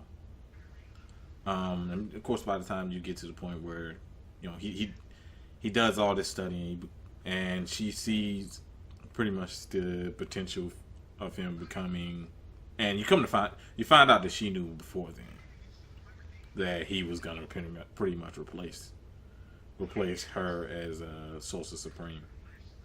But like I said, visuals, some of the best. My biggest problem with the movie is the villain, and there's essentially two villains in this one. Is I can't even remember the name of the villain they were doing, but Mads Mikkelsen plays this villain, and he's too good of an actor for them. Begins with a K. I can't remember, but he's too good of an actor for them not to do a good villain with him, because he essentially was a puppet of Dormammu, the main villain, which I thought this movie had a unique ending where he doesn't actually beat the villain, he just annoys him till he goes away. He uses the time stone to pretty much annoy him. But I think overall, and this movie gets, I would say, just kind of like First Avenger, it gets underrated. A lot of people, the visuals are great, but I think it does a really good job of telling his story, and it's pretty common accurate. Him hurting his hands, him spending all his money to get his hands fixed, spending the last bit of his money to get Tibet to try some shit that he didn't even think would work because he was desperate. And him becoming Sorcerer Supreme and pretty much understanding everything, pretty much understanding that there's a lot of shit going on. There's multiverses, different universes, different realms, all that shit. And he was pretty much the first line of defense for all that. But yeah, at number 9, Doctor Strange. All right, at number 9. Complete opposite from comic fans, of course. But at number 9, I've got Spiderman Far From Home. Coming off of Endgame, my favorite character is dead. The guy who made me a fan of these movies is dead. God, he'd still be alive. Well, maybe he is in an alternative universe, but here's the thing, man. Avengers Endgame was like, okay, where do we go from here? Where do we go from here? And they had not released the trailer yet. So then seeing the trailer that he was going to be going through the grieving process of Tony's death, obviously a character he's tied closely to in these movies, which I enjoy. Okay, I'm in, and I was already in because I wanted to see the elementals and all of that stuff, and I was expecting a big CG fest. But I enjoyed the finality in the first act of this movie with Tony Stark's character. And then I thought the second act was kind of them moving the Peter Parker character along, and then by the end I felt like, okay, he's on his own now. So I like the arc of the storytelling with Spider-Man's character in this movie. And I understood some of the references at the end and in the end credits. Even as someone who's never read the comics or been, really big into comic stuff, including movies and the cartoons back in the day. So I enjoyed all of that. I thought Mysterio was a cool-ass character. Some of the CG with him pulling these illusions and tricking all these people was really, really cool. Some of the sophomoric elements to it, again, hold it back from being further up my list. All right, we get it. He's young and in love. That's it serves its purpose for the demo. They're trying to get that over with. But for me, I'm like, let's fight, Nick Fury, the big swerve with that was great. But, man, I got to tell you, we were just talking about visuals with Doctor Strange. And I wrestle with which movie had the more eye-popping visuals when it comes to Doctor Strange, which was amazing. They had, like, buildings flipping sideways and all sorts of crazy shit, man. But in this one, when they got to the part with the illusions, and freaking Iron Man climbs out of that grave, bro. And then Spider-Man's fighting Spider-Man and all this stuff. I actually got into the Spider-Verse vibes, which I think is a great movie. And I'm not even into animated movies, but I thought that was great. So, yeah, the story arc of Peter Parker, the finality of Iron Man, they once again glossed over Black Widow, which I thought they could have done a little more with. But, I guess I get it. They're only going to seem to care about her when they go into her solo film and want everybody to buy tickets. But anyways, but no, good villain. I wouldn't say great villain. I'd say good. Mysterio was a good villain. Because it felt like, and when you get to the end, it kind of feels like, oh, wow. There's no multiverse. Everything with him was a big illusion, which is cool. Doesn't make him a strong villain, though. So, cool villain, maybe not as strong as he could have been. But, oh, yeah, looking forward to seeing what they got in store for the next Spider-Man. Looks to me like he's probably going to be on the run. So, shocker for the source material fans away from New York for a third movie. Oh, my God. Yeah, that's my guess. But, again, I bet these guys don't even go see it if that's the route they go. For me, though, I enjoyed the film, and it was the movie I personally needed coming out of Endgame as an Iron Man fan. So I came at this, into this movie from a different angle. So yeah, number 9. Number 9 for me is going to be Captain America: The First Avenger. For me, this is probably the movie I feel gets underrated the most. I think this movie was incredible. I thought the action in it was good. I thought the storytelling was good. I didn't mind the pace of the movie. Typically with a lot of movies that deal with, things that have to do with wartime, some of those do kind of move in a slower pace. So, it didn't bother me much. I thought Chris Evans' portrayal was good. I thought Sebastian Stan as Bucky, obviously before he died, was good. I also thought Red Skull was really good in this movie, Peggy Carter.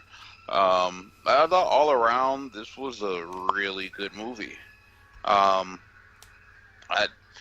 don't really have any true, glaring issues with it outside of not enough Red Skull.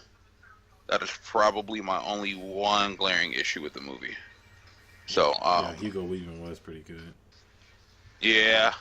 The guy who replaced him for Endgame wasn't bad. Yeah. I mean, for Infinity War. So, I thought, I thought he was pretty good. I thought they should have put more of him in the movie, especially considering he is, Cap's big villain. I mean, you can say Hydra as a whole, but I mean, in terms of individuals, I mean, that's Cap's villain right there. That's his big number one. Yep. So, I thought they could have utilized him a little bit more in the movie, especially some more direct hand-to-hand combat scenes. But overall, I thought it was a really good movie. At number 8, I have Black Panther. I thought the cast was great. A lot of cool characters. Okoye, Shuri, of course, T'Challa. Killmonger was great. My biggest problem was when they had to do CG, you could tell it was rushed. And after hearing that, that final scene was the final fight was rushed, I could believe it because it didn't look good. Especially we've already seen Guardians of the Galaxy. We've already seen Doctor Strange at that point. No reason to have CG like that when you've had movies that were heavy CG and they looked a lot better. So I think that would be the one thing that kind of keeps me from putting it higher. But overall, the story, it was about kind of Wakanda, because Wakanda's always been like isolated. They were afraid of anyone else trying to steal pretty much the vibranium, which they sit on a mountain of it.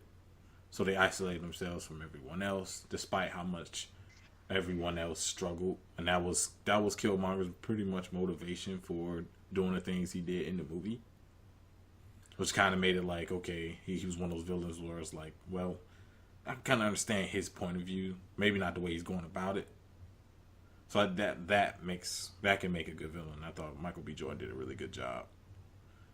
Like I said, the only thing that really holds it back is the visuals. Everything else is great. So at number 8, I have Black Panther.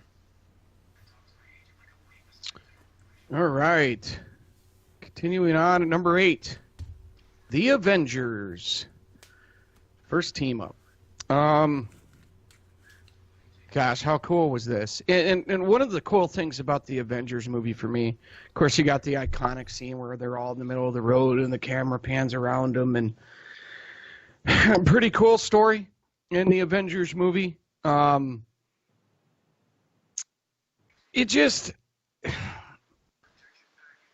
one of the things that I think was so infectious about the movie is seeing the way that the characters interact with each other. And I would point people to Justice League, right, as bad character interaction. Yeah, bad character interaction. Whereas this was really, really good. And it left me wanting more. I thought about moving this up higher on the list when I was making this list because Iron Man did whip Thor's ass. But I knew he was going to say that as the reason. MG clearly not paying attention. All right, I'm paying attention. I'm just letting you have your moment. I mean, Cap did have to distract him for Thor to get that last shot in. I'm just Thor's saying. a god. Tony Stark's a man in a metal suit. Tony Stark's a genius that could create a Thor out of a suit. I'm just saying. But no, He it ain't was creating no Thor now. Hold on now, Bruce. in the MCU. He might. All I'm saying is Iron Man couldn't lift the hammer. That's all I'm saying. Well, I got two He's words not for you. worthy. I got two. Well, I don't want him to be. That's one of the reasons why I like the character. I got 2 words for you, bro. Plot armor. So I got 2 words for you too. One lived. Yes, he did. You're right. But no, great movie. Left you wanting more. And gosh, man, these Avengers team ups with these original Avengers, I just don't think they'll ever be topped. So the Avengers at number 8.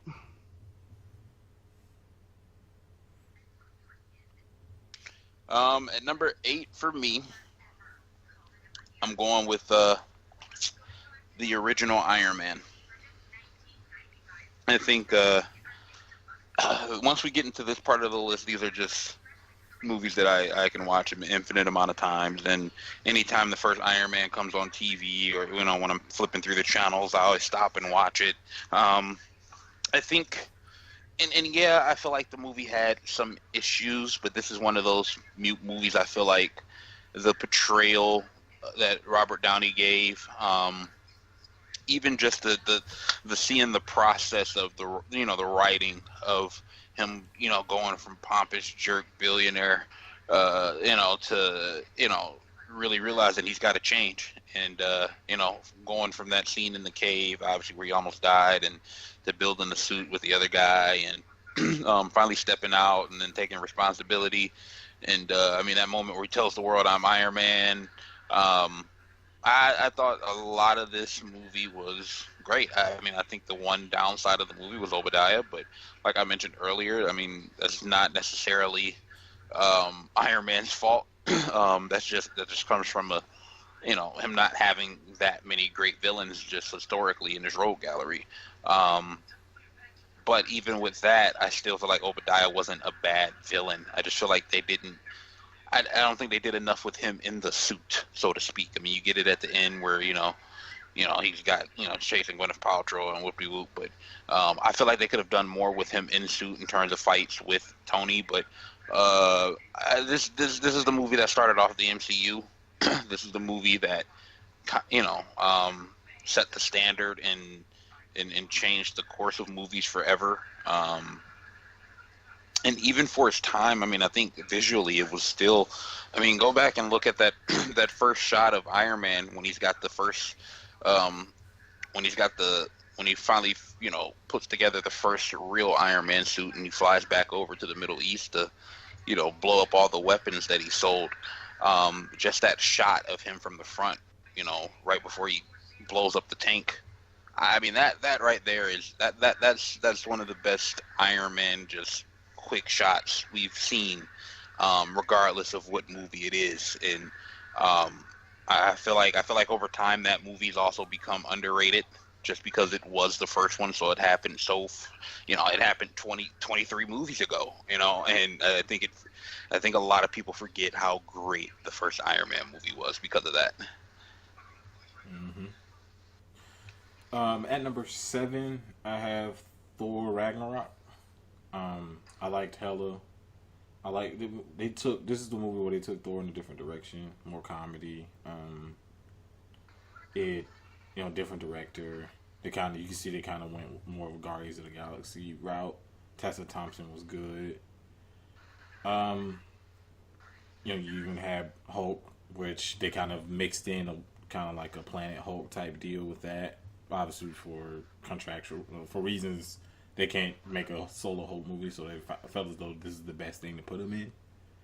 But this is the movie pretty much, and after pretty much 2 pretty bad Thor movies, this is the one where they changed it. And this is definitely a home run. A lot of people liked it, it did well, more tickets sold and stuff like that.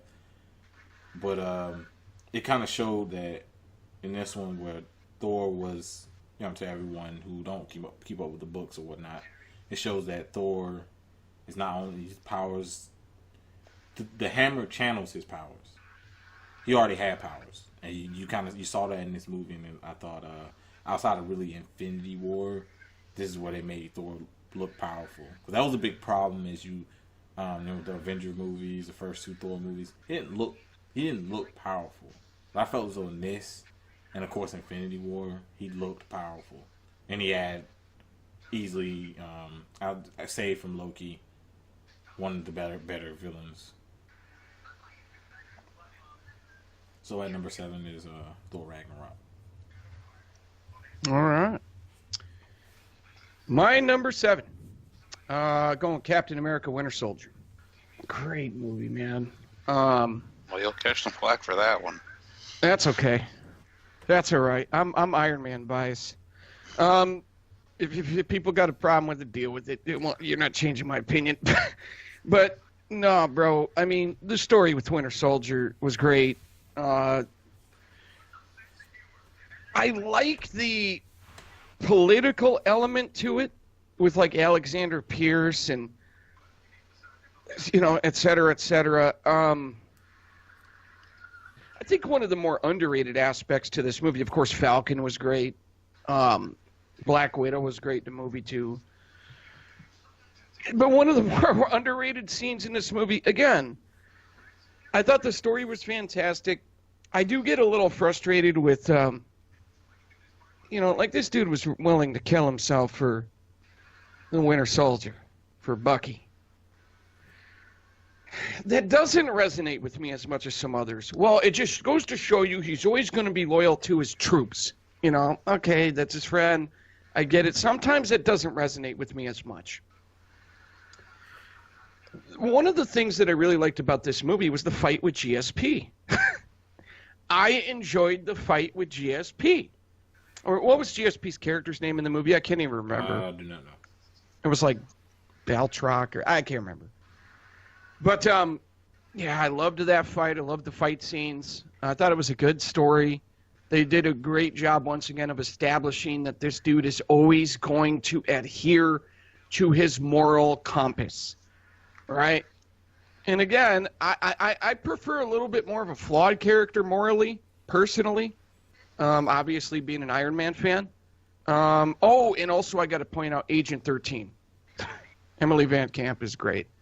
So yeah, it was a good story, great movie, great action. I think that the fight with GSP, just because you had a legit former one of the GOATs in MMA in this movie in a fight scene, that was so cool to me. But yeah, I mean, it's a great movie. And again, I'm splitting hairs here. This is at this point with these movies, it's more about personal interest. Mm-hmm. So Captain America: Winter Soldier, great movie.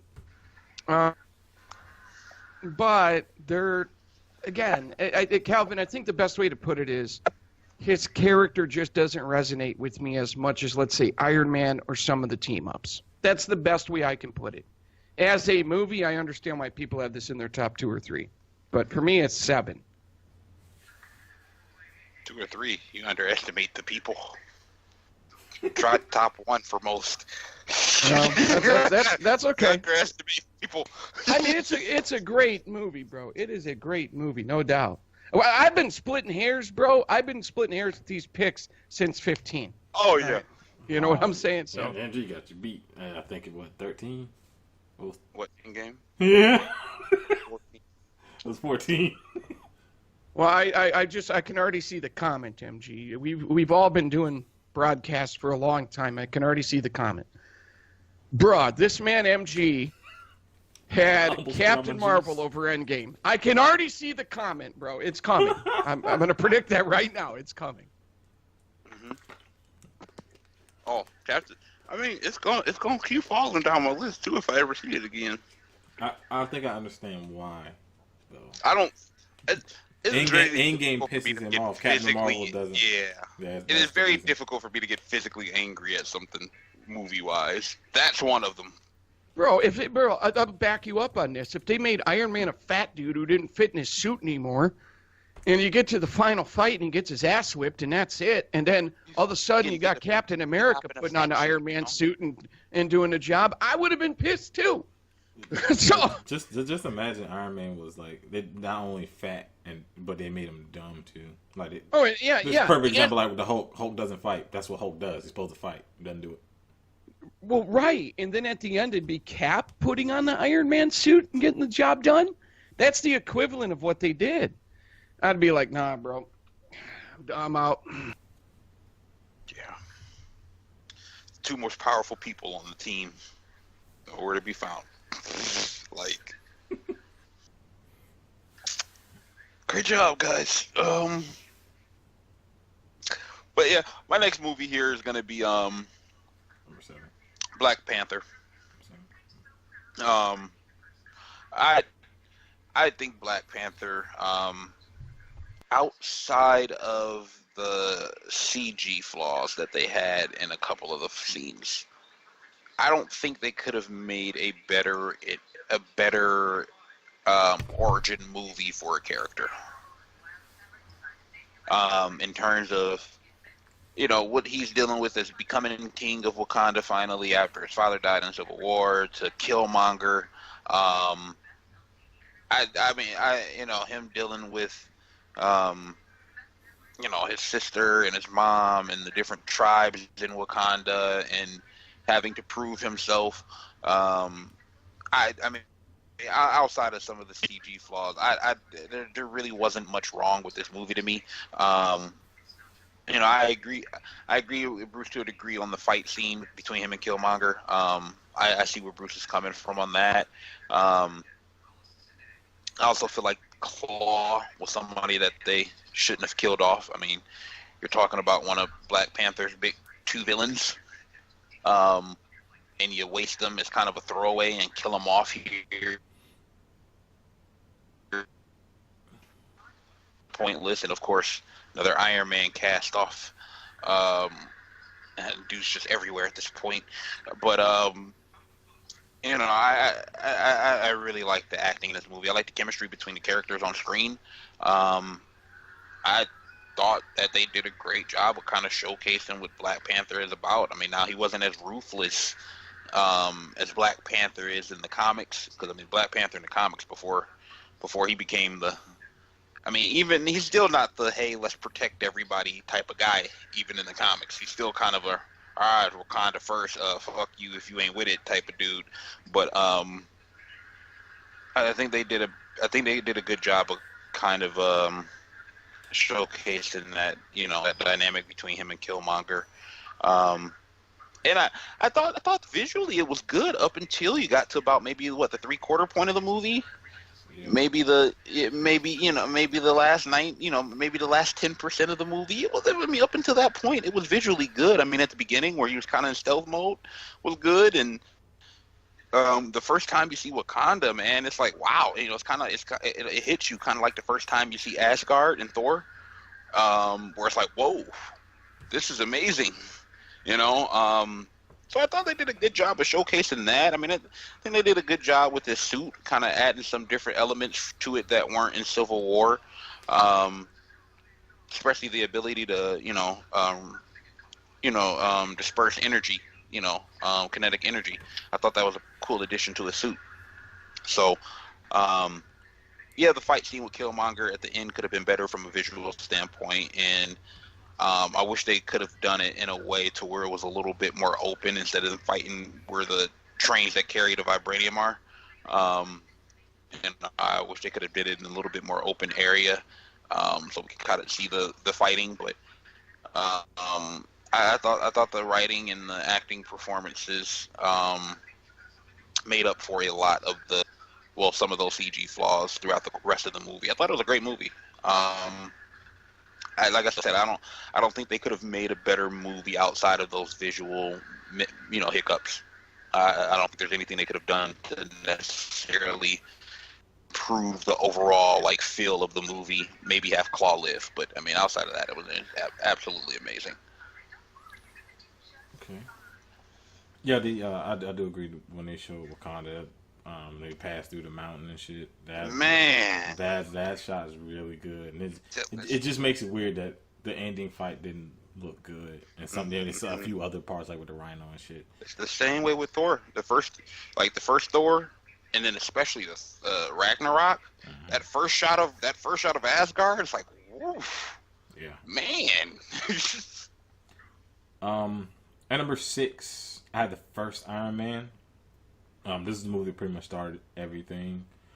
The movie turned out to be so good, and Tony Stark, Robert Downey portraying the Tony Stark character got so over that they pretty much changed plans, because Cap was supposed to be that guy to kind of that they were gonna push, but they was like, fuck that. This guy was great as Iron Man, and it's essentially a movie he carried yet again. This is a common trend with his solo films that he carries these films, and I think what helps is the other characters weren't as bad as in 2 and 3. So this is why big reason. Next time, man. he saw the suit. Give me a suit, man. But yeah, this movie. Like I said, there's parallels between this and Doctor Strange, where It's a humbling thing. He actually saw what his weapons were doing. That it was being used to fight wars essentially, and it was a humbling thing for Iron Man. And there are a lot of things in this movie they won't do again in an MCU movie. I'll just say that there's a lot of things in this movie they won't do again in another MCU movie, and I think the dude's rich asshole. He's still an asshole even after the events, the events of the early parts of the movie. But fancy cars, women. How can you not like a character like that? So yeah, at number 6, I have the first Iron Man. Well, surprise, surprise, we agree. Really? Number 6, Iron Man 1. So, to try to be brief with this, never really got into the comics. And, didn't have the money for comics when I was growing up. Didn't have money to go to the theaters a lot. Was really just focused on boxing, the dojo with martial arts, and playing basketball, football, baseball, sports. And so, I watched Batman, watched Superman, but I was never really into the superhero thing. Not like that. Blade was pretty cool. Well, Blade 1 was pretty cool. But other than that, never really been a big superhero fan.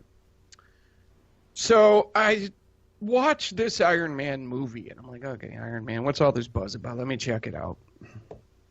I watch this movie, and this motherfucker, Tony Stark, bro.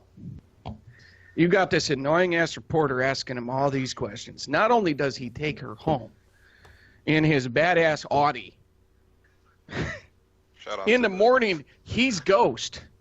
Shout out to the product placement of that's lasted throughout the entire MCU now. Oh, the Audi? Yes. Yeah. What? Black Panther's driving Audis. Everybody's driving it. Spider-Man. Spider-Man, yeah. But not only when he gets up, when she gets up in the morning after, he handled business. What was her name? Christine Everhart, the reporter. Mm-hmm. He's Ghost, and Pepper Potts has dry cleaned her clothes. Bro, I'm done. Oh my God, this dude, Tony Stark, who my only exposure to the Tony Stark character prior to this movie was like Ghostface Killah songs, bro. The Wu-Tang Clan talking about comic characters, and I said, well, shit, this guy is just like Ethan Hunt. This guy is just like James Bond. This guy is just like Batman. I got to see more of this character. So this is the movie that made me a fan of the MCU. Got me, and then it was a progression. There was a progression, but this is what kicked it off. I thought the villain was all right, Obadiah Stane, piece of shit. The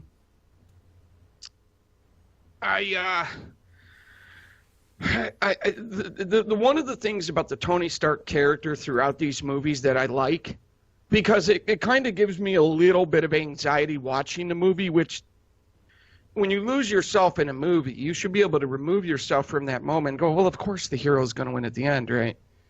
But I still find myself being like, what the fuck is he going to do? And I love that element to the Iron Man movies. When you talk about Thor being a god, yeah, he should be a beast. Now, him being powered down, that's a different story. Cap, Mr. Goody Two-Shoes, whereas this is the type of character that resonates with me. The James Bond, Batman, Ethan Hunt to a lesser degree. So yeah, this is the movie that kicked it off for me. And the only negative I would say about the movie is I didn't get that big, haymaker landing on the chin ending. He wasn't even in the damn suit, bro. Right? Like, dude, bro. You know what I'm saying? So the story they told at the end is Tony Stark won, absent of the Iron Man thing. So I get what they were going for. But just a great movie, and this lit a fire in me to watch a lot more comic movies, bro. Superhero movies. Right here, I'm gonna go with Thor Ragnarok. This movie was the culmination of all the other Thor movies. And this is the last time that I probably, well, one of the few last times I enjoyed Thor as a character. So I thought the visuals in the movie was really good all the way around. I thought Kate Blanchett as Hela was really good. I thought him and Loki, Thor and Loki, kind of finally coming to that point where, with the passing of their dad, and everything happening with Asgard being destroyed, them finally kind of coming to a point where, they're like, hey, we're brothers, we got each other's back, ride or die. Thor kind of going through his journey, especially after losing his hammer, losing his father, everybody, on Asgard, dying, him being basically Asgard's last hope. I thought all around it was a pretty great movie. I thought Hulk being involved was great. I thought the fight with Hulk was epic. Hulk lost that fight to Thor, by the way. I just want to say, because Thor's a god and whatnot. But I thought Tessa Thompson as Valkyrie was absolutely amazing. The lack of Natalie Portman for the first time in a Thor solo movie was great. I felt like this movie, from a strength standpoint, this movie definitely did a way better job of capturing how powerful Thor is. And I think they finally got it right in terms of the tone that they need to take with Thor. I don't mind comedy being involved with Thor because, to me, he's naturally a funny guy because he's such a meathead. But I think kind of having that perfect mixture of Thor being a badass and also being able to throw some comedy in there, I think this was the perfect mixture, and I don't think they'll recreate it. I think they're too far gone with what they've done after this movie to kind of recreate that. So, but I do think that this was definitely the best Thor movie. I probably could say, I'm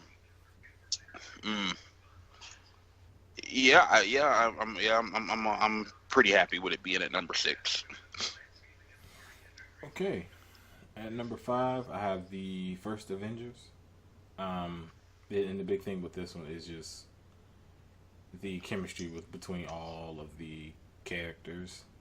Loki, just really saw Loki actually doing stuff, and I thought he was great. He was probably their first really great villain. He's still some of people's favorite villain. Nick Fury. I thought the entire cast, they did a great job. This movie, when it came out, it blew up. A lot of people forget this movie was a big deal because most of the other times we've never really seen any you got your solo movies, then you have your team up. We didn't really see that in terms of live action really throughout the history of movies. And this is the one that you really saw that connecting. You saw what would eventually become, what they call it, pretty much the Infinity Saga. You really saw the grand scheme of, okay, Loki's actually working for Thanos. But this movie, it was great, and I think people, as time has gone on, with all the movies that's come out, with the other Avenger movies coming out, I think people underrate this one a lot for what it was able to do.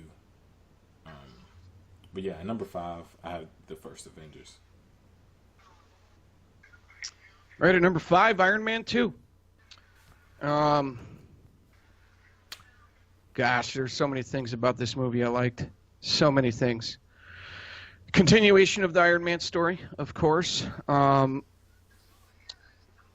a supplemental character, Natasha Romanoff, when she showed up and hopped in that ring and she was throwing Happy around and Tony shot his shot, you know. All the scenes with her in the movie were great. Thor would have lost to her. That's all I'm saying. Well, it is what it is.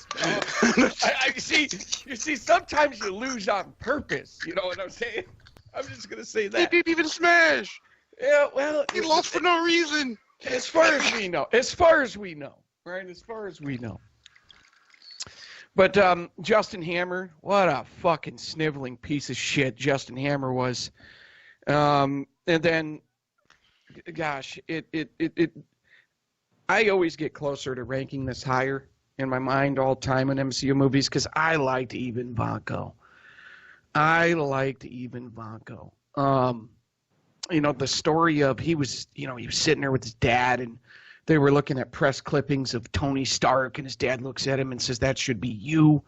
And basically this dude had the same level of intelligence as Tony Stark. He was able to recreate the arc reactor, turned himself into a total badass. It almost felt with the story that absent, like if he would have just gone on his own, that he would have been better off, you know, instead of like buddying up to the government. And then you've got like conspiracy theory elements to that too. With not even conspiracy theory, but actual, you got these government contractors and stuff like Blackwater and stuff like that. So there were a lot of layers to this movie that really resonated with me as far as current events. And the fact that this, even Vanko was presented as a guy, at least on an intelligence level, who was able to do a lot of the things Tony was able to do. My big gripe with this one, which obviously I don't have many gripes with this movie, but my big gripe is I wish he would have had a better ending because he just kind of got taken out, you know, and I like the Whiplash character and I really like the Iron Man 2 film. So I've got Iron Man 2 at number 5. Number 5, I got Doctor Strange. To me, this is the creme de la creme of origin story movies for Marvel. I don't think there's another individual solo movie in terms of an origin film that is better than this, in terms of telling the backstory, in terms of getting you invested in the character, seeing the kind of the roller coaster ride of the character, and sitting high and throwing on Rolly and Hublot after Hublot and driving the Lambos and decked out crib in the suits to being the best surgeon to losing control of the car and and in turn losing control of losing everything else in his life, from his girl to his ability to operate on a level that would be sufficient for him to be the best neurosurgeon in the world. So like you guys mentioned, he hit rock bottom. I felt like literally the casting was great. Tilda Swinton as the Ancient One. I thought Chiwetel Ejiofor was great as Baron Mordo. There's very little wrong with this movie from an origin story standpoint. I get Calvin's gripe about I can't remember his name either. It begins with a K, but him just kind of being a puppet for Dormammu. But overall, it didn't bother me as much, and even the ending, which was different from other movies, in terms of him, basically saying, "Hey, Dormammu, we can do this all day, bro. I'm gonna just keep rewinding time on you till you just say, you give up." So that was a very different ending. Visually, I mean, one of the best MCU movies, hands down, visually. It doesn't get much better than this from a solo movie standpoint, in my opinion. I think they did a hell of a job, and I think the only movies from a solo movie standpoint that was better, which you guys can guess because I haven't mentioned them yet. So it is one of the better movies in my opinion. Okay, at number 4, I have Avengers Endgame. I think what I liked most about this movie is it brought a finality to the Iron Man character. And that's really the biggest reason that it's in my top 5, because everything revolving around Iron Man was great. Obviously, gripes would be Thor, Hulk. Those would probably be my 2 biggest gripes. But I think I like the Black Widow, like the story with her and Hawkeye. They using the quantum realm. That was one of the people were guessing so many different things heading into the movie. It was bound to be something, one of those. And time travel, I think for what they did, and it worked for what they did. Thanos, he was a badass, of course. He was a badass in Infinity War. But I think the biggest reason why I have this in my top 5 is for what they did for the Iron Man character. Even Bruce is a fan, and even he felt as though, it brought that finality to the character. Whereas you can say, can't be mad at him going out like that. He pretty much he takes out the villains. He pretty much he's the hero. He's the one who figures out the how to time travel using the quantum realm. Like it was an Iron Man story more so than just about anyone else. If you really look at it, I mean everybody else was there, but Iron Man I think had the biggest moments. So number 4, Avengers Endgame. All right, at number 4, Iron Man 3. And, these guys bury this movie, and I understand where they're coming from because of the Mandarin character. I totally get it. I mean, for me, I didn't know who the hell Mandarin was. Like, so going into the movie for me, it's a movie, and I think there's definitely a divide with regular folks like myself, and comic fans fucking hate this movie. Whereas I think it's got like 7.2 on IMDb, right? For instance. But why did it resonate with me? Well, there's some meathead reasons why. Like all the suits were cool. All the suits were cool as fuck, right? Like there's definitely. I mean, they were awesome suits. Aldrich Killian, bro. This is just my opinion. People who hate the movie would disagree. Underrated villain. I hated this fucking guy from the first time he showed up with those yellow ass teeth and those glasses and that long hair. Right? I fucking hated this guy. And then, sure enough, he turns into this mogul piece of shit. He's like trying to pull the fucking robbery on Pepper Potts, which. Sometimes with Gwyneth Paltrow, I kind of wish he would have, so Tony could have replaced her. But anyway, but then you had Trevor Slattery. You had the vice president, right, trying to pull the coup on the president. That's some real shit, Like there was stuff in this movie that it's actually transpired with the United States government. So those elements. They like you talk about Spider-Man Far From the Source Material. What they did with the fake Mandarin in this movie, the guy who was presented as the Mandarin but was the fake Mandarin, makes Spider-Man Far From Home look comic accurate. I mean, it was way off from what these guys have told me. So I get that. I get the frustration with that. I knew the first time I watched this movie, I knew what they were doing. I knew exactly what they were doing. There were Nixon references. There was, you had Operation Northwoods references. You had the CIA conspiracy with Osama bin Laden. You had like a lot of this stuff. And as someone who's watched videos and read up on a lot of different things and things that are documented and got the documents and things that aren't documented,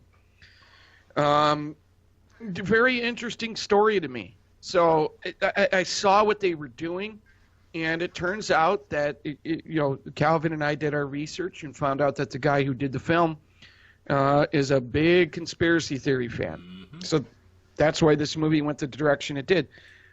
Now, that was an element to it that I enjoyed because I was able to identify a lot of that stuff. I thought the storytelling with Pepper Potts in this movie was the best that she's had. And I actually thought this is one of the only movies where she didn't really super phone it in, Gwyneth Paltrow. I thought she was okay. But yeah, I like the villain in the sense that I fucking hated Aldrich Killian. Guys, again, the first time this guy pops up on the screen, he's got butter yellow teeth, long hair, he's a bum, and somehow this guy, becomes a mogul, and his whole quest is to take Tony down and rule the world. So cool CG, cool fight scenes. And notice I've been talking about the supplemental characters the whole time, and of course Iron Man. I thought he was at just about his most vulnerable in this movie. The part where he falls in the middle of nowhere because the suit's not working anymore, and he ends up working with the kid, and then you get the part at the end where he gives the kid the laptop and all this stuff. I loved this movie beginning to end. And yeah, all the suits at the end were really cool too. So this is my favorite Iron Man movie. I got the big grand finale ending I was looking for out of an Iron Man movie, and it's my number 4 of all time for MCU. Number 4 for me, I'm gonna go with Infinity War. I'm gonna go number 4, Infinity War. The only reason why this movie isn't higher is because of what it led to in the game. But just from an individual movie standpoint, I thought the writing for a lot of the characters was good. Mainly Thor, Iron Man. I thought Cap. The writing for them was pretty good. At the time, I thought the writing for Thor was good because I thought he was going to get his get back in Endgame, which didn't happen. So I'm not going to hold that against this movie because I'm judging it as an individual movie. I thought the CG was great. I thought the fighting was really good in the movie as well. Thor, kind of his story arc in the movie, to me, was the best part of the movie. You also had, the arc of Thanos, man. How many times have we ever seen a villain win by the end of the movie? And he did exactly what he set out to accomplish. He looked badass in the movie. He looked like couldn't nobody fuck with him with the hands. And, he was out there absolutely demolishing people, and he made himself look smarter than everybody else. He had some great fight scenes, like the one on his home planet of Titan. You had the one, obviously, once they finally got to Wakanda, and he one-hitter quitter Cap, and took the stone out of Vision's head. He had a lot of great individual moments in this movie. I do feel like there were certain characters who were underutilized. I felt like Black Panther was a tad bit underutilized, considering the fact that they were in Wakanda. He did have that badass moment where he was like, "Open the gates, let the shield down," and he was like, "It's on, motherfuckers!" Right? He was ready to scrap. So, Star-Lord, worst character in the movie. Fucking idiot, fucking simp. He fucked everything up. Right? Tony Parker, who at the beginning it was good, and then you get to the end where it's like, I'm not feeling too good, Mr. Stark, and then you realize where it all ended up going, and it's like, oh shit. And so I gotta put Infinity War here at number 4. Okay. At number 3, I have Captain America: Civil War. I felt as though at the time this is like we finally got to see Spider-Man. Now at the time we didn't know they were going to do all the stuff they were going to do with Spider-Man. Black Panther this is the first time like seeing Black Panther and Spider-Man in the MCU, and they were like, especially Black Panther. He was a badass. He was on a mission because his father gets killed and Winter Soldier gets blamed for it. Baron Zemo was like the main villain, but the movie could have done without him. I mean, he was just kind of like an addition or whatever. He was the one who pretty much was the driving force behind the divide between the teams. That divide already existed when when the general was pretty much showing them, New York, Sokovia, what was the events of Age of Ultron? Can't remember exactly where they were at. It's Sokovia. Sure. Was it? Yeah, okay. I think that's why they called it the Accords of Sokovia, I think. Yeah. And of course they showed DC, which is like the events of Winter Soldier. So it kind of created that divide where some was like, okay, our powers have to, what we can do has to, I guess like be government sanctioned. Or then you had to side with Cap, where he was like, nah, because they're gonna have us doing pretty much their bidding or whatever. So you had that dynamic, and the two biggest characters at the forefront of that was Cap and Iron Man. And I think just that dynamic, and it led to probably some of the best shots in terms of there's literally a comic accurate shot when the blast, one of the blasts is coming off Cap's shield, like the ending fight. That shit was great, and I felt as though the airport scene. Look, people remember that scene, man. It's an iconic scene for the MCU, the airport scene. So I felt as though this movie and just introducing Spider-Man and Black Panther is definitely number 3 for me. Definitely in the top 3. But yeah, number 3, Captain America: Civil War. I'm sorry. All right, number 3 for me. We're in agreement again. Captain America: Civil War. This started the Great Divide for me. It started the Great Divide. I became anti-Cap because of this movie. We'll get to that in a minute. But first and foremost, I want to say the introduction of Black Panther. Wow. Yeah. His father dies. This dude is a badass. Oh, man. He was so cool because you were talking about the introduction of Spider-Man and Black Panther. For me, Black Panther, I'm like, wow, that is a great story. When he caught the arrow. Oh, my gosh, bro. I mean, yes. The little arrow going to do Hawkeye. Yeah. Yes. He said, my name's Clint. I don't care. Yes, he was on a mission, bro. He was on a mission, and then at the end, he backed off, which I was not okay with. Because at that point, as a viewer, as a moviegoer, I was out for blood with Winter Soldier and Cap. This dude killed Tony's parents. I don't care about the mind control. And the fact that Cap didn't tell him, I'm like, you snake. So it was a great divide for me. But let me go through some of the other characters. Scarlet Witch, of course, we had already been introduced to her, but it was really growing on me at this point. The Ant-Man stuff, whatever. The scene with Spider-Man and Cap, Queens, Brooklyn, right? All these, there's so many little scenes in this movie that you just would never forget. Black Widow, she ain't loyal. She did turn around, man. She did, damn. She did. But you know what? Scarlet, I'm going to give you this pass, right? I'm going to give you this pass. Bruh, she ain't loyal. She ain't loyal. She ain't loyal. But the Iron Man story in the movie, man, this is really where the turning point was for the Iron Man character. Very selfish character, which I like that layer to his character. But you got the senator that slams the picture on his chest, and she's like, that was my son, and he's living with this regret.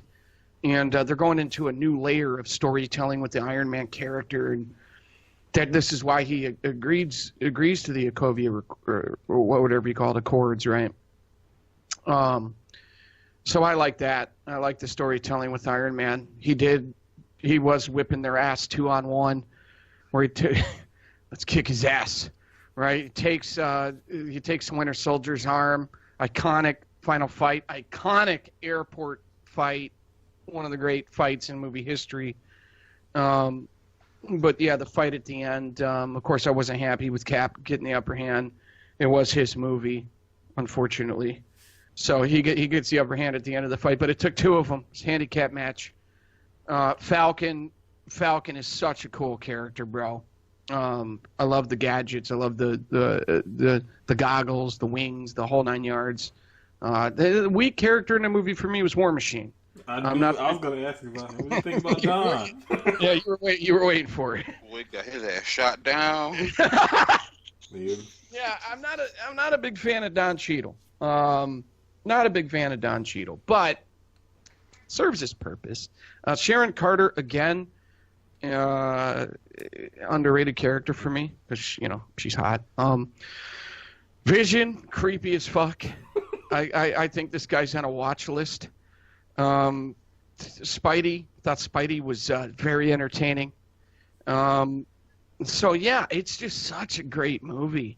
To me, this was them. There were a lot of expectations coming into this movie.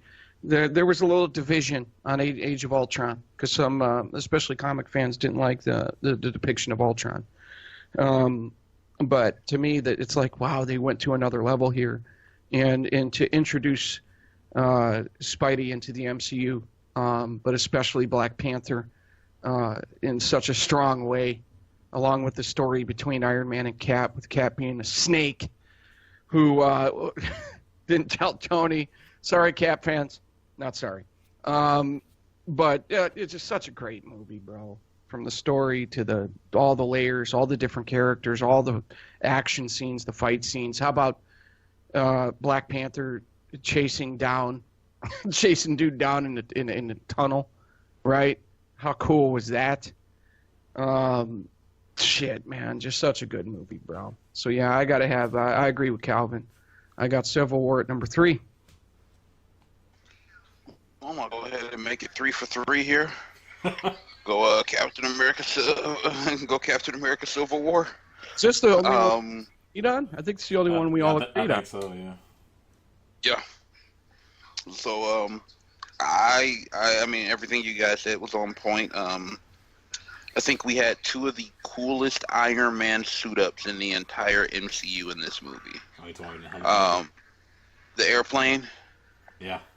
Yeah, man, that was pretty fucking bad.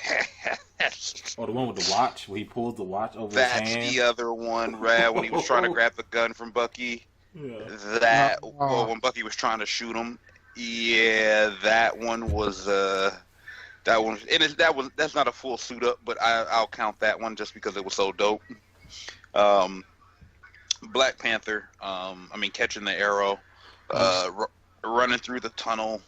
I mean, that dude looked like a complete savage. I mean, even when he didn't have the suit on and he was chasing Bucky and he was jumping across building shit, he still looked like a beast.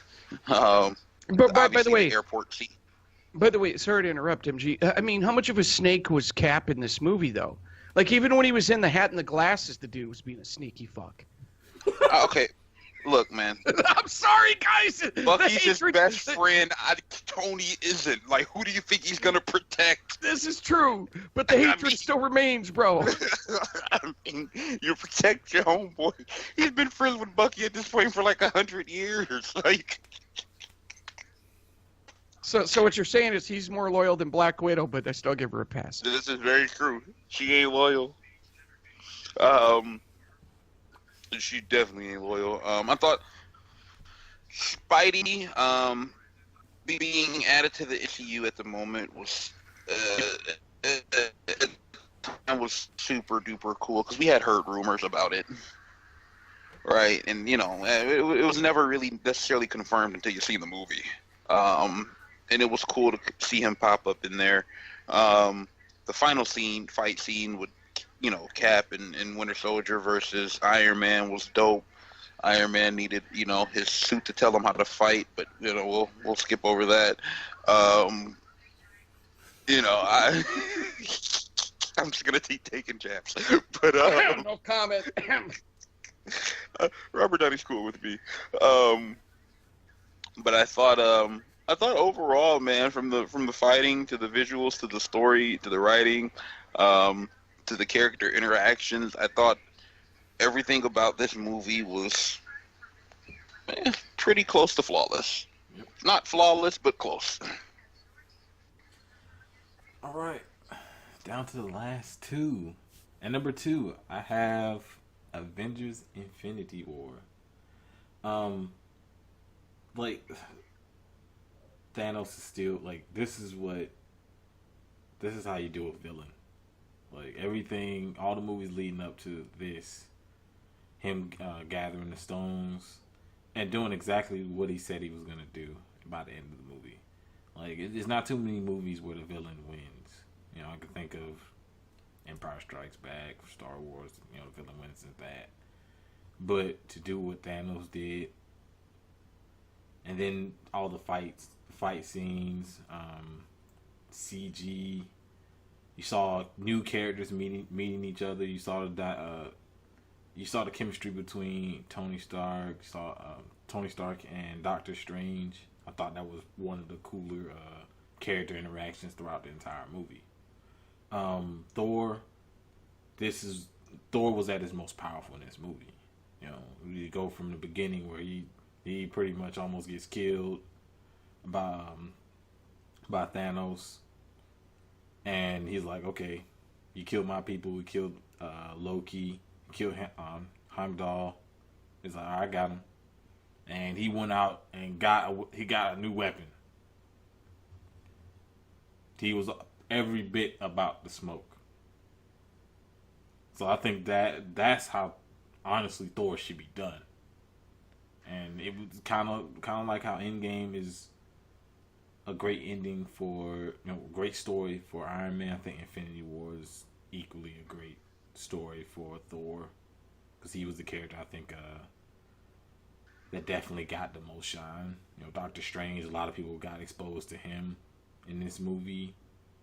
You saw Black Panther again, even though I agree with MG. I think he should have been in the movie a little bit more. But really, that is the only problem I have with this movie. This movie is a masterpiece. It's just seeing the shit Thanos was able to do, looking at the CG, different things he was able to do with the gauntlet. He literally threw a moon at Iron Man. It was crazy. To the badass scene where Thor shows up to Wakanda to pretty much save everyone's ass. Yeah, I was tempted to put this movie number 1, but Avengers: Infinity War number 2, legendary movie. Well, once again, we're in agreement. Avengers: Infinity War is my number 2 as well. Wow, Thanos. I mean, when you talk Infinity War, you got to start with that. It was so good.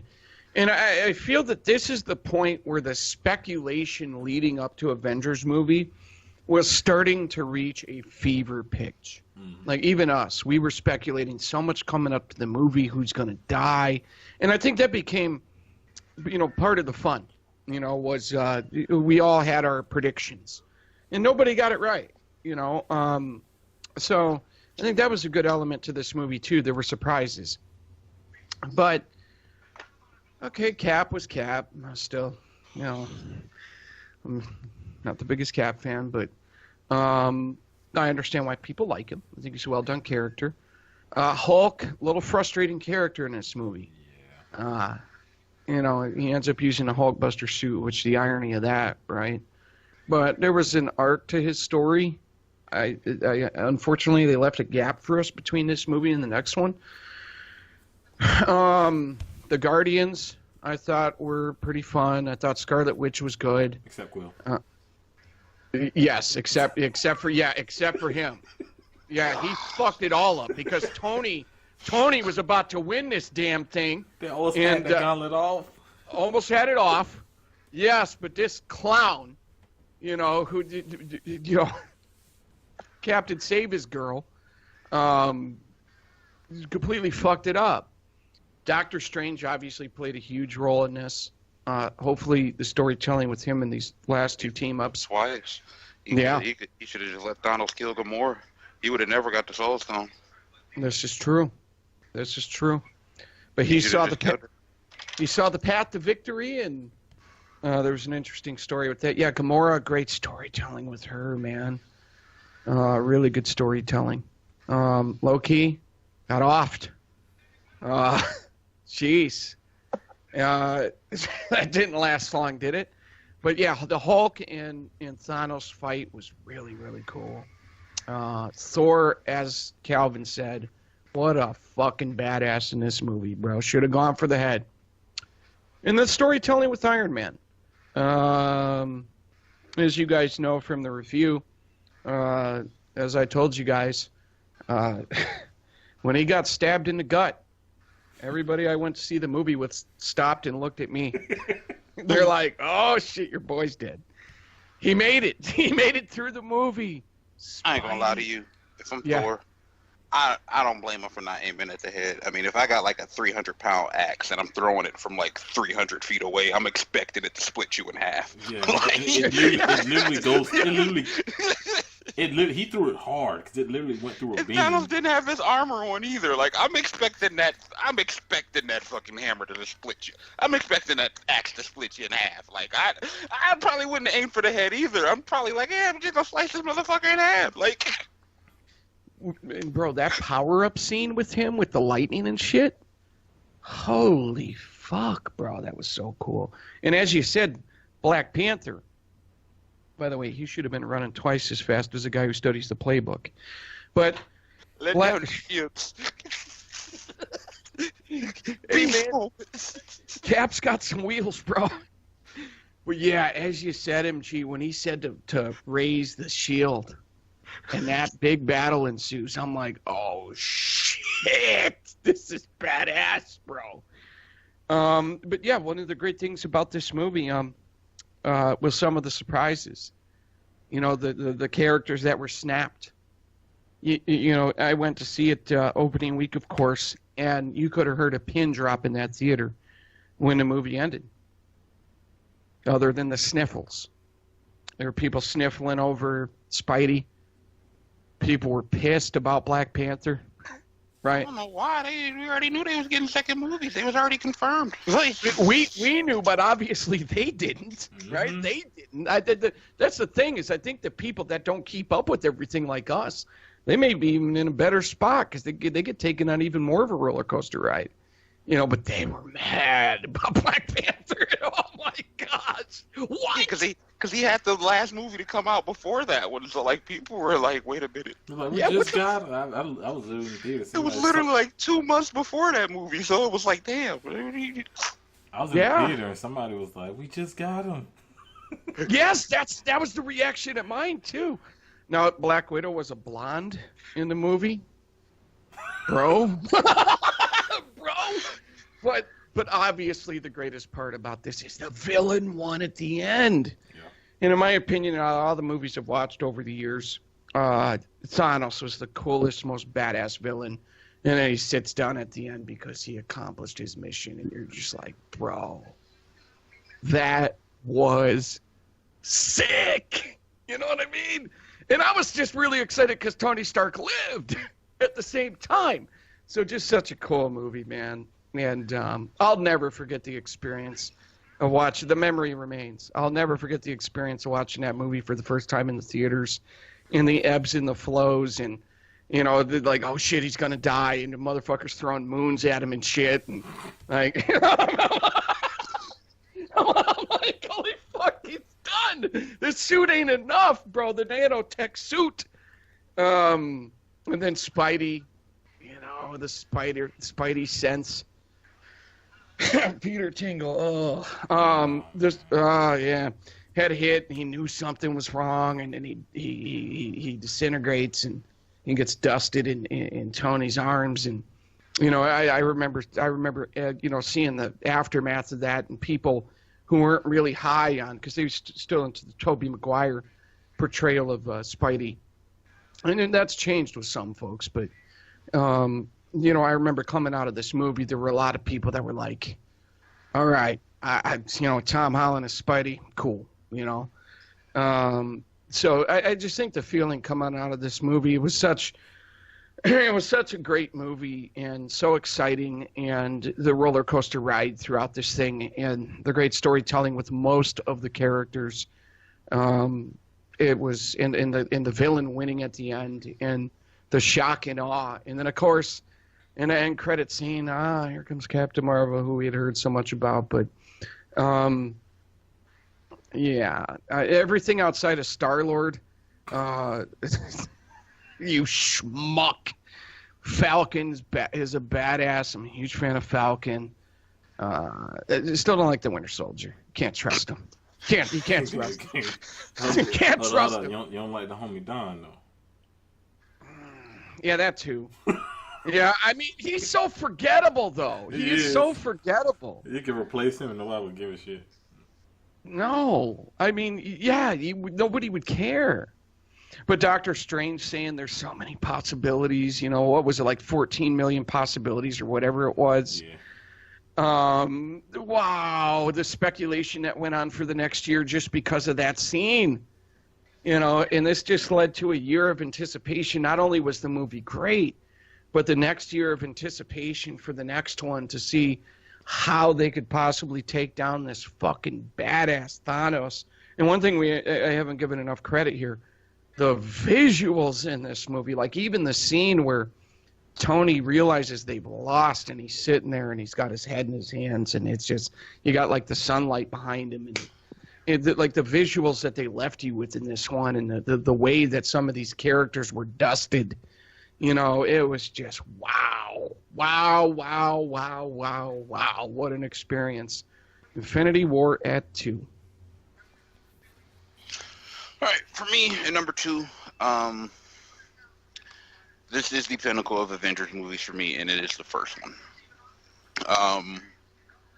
I've watched since Endgame has come out.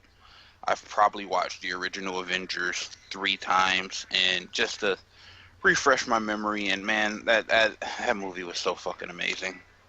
That is one movie that I can find very little, if any, flaws in. That to me is a masterpiece. And the reason why I have that higher than Infinity War is because in Infinity War I can still nitpick certain characters, but I feel like the original Avengers got it right. And yeah, Thor wasn't as powerful yet, but he didn't have his Odin Force yet. And he hadn't really fully discovered his full powers yet either. I mean, Hulk was an absolute beast. I mean, when he at the end, when he, he said, I don't get angry. He said, I'm always angry, and he fucking punches the shit out of that Chitauri ship, man. And the whole fucking thing flips over. And that's a Hulk moment right there. Like, that is like, okay, this dude is a fucking beast, right? And even Thor, when he went to the top of the tower with the lightning strike, I felt like that was pretty badass too. Obviously, I mean, probably the most iconic scene from that movie is Hulk fucking using Loki as a fucking rag doll. That is still, you could probably make a list of top 5 like most iconic Marvel moments, and that's probably in the top 5. You can pick and choose where in that top 5 you put it, but that is one that is still talked about to this day. That one is still memed to this day. That is one that they've even recreated in other MCU movies. If you go back to Ragnarok, when Hulk did that to Thor and Loki was up in the skybox laughing, now you know how it feels. Like that was a moment. I mean, hell, even you had Hulk when he was scaling the buildings and taking out the Chitauri. That was fucking awesome. Everybody had their own individual storyline, which, everybody had their own individual reason for being there. I mean, Thor, obviously, because he was dealing with Loki and an Infinity Stone, and Tony, because they were using Avengers Tower, and Cap, because he was working for S.H.I.E.L.D., and you had Bruce, who they brought in for the gamma radiation, who low-key was trying to, use his powers to kind of play mind tricks on everybody and get them to fight each other. You had the really awesome scene where Hulk, was chasing Black Widow when he first turned. That was really awesome. Obviously, Coulson died in that movie, which was kind of the moment that brought everybody together. I mean, that movie is, to me, as good as it gets for Avengers movies. Even all these years later, it still stands the test of time for me. Who went into the portal? What you talking about? So what happened? I forgot. I missed that part of the movie. Oh shit! Oh shit! I'm just saying. Look, man, we had a Hulk. They would have been fine. Hulk was taking them things out by himself.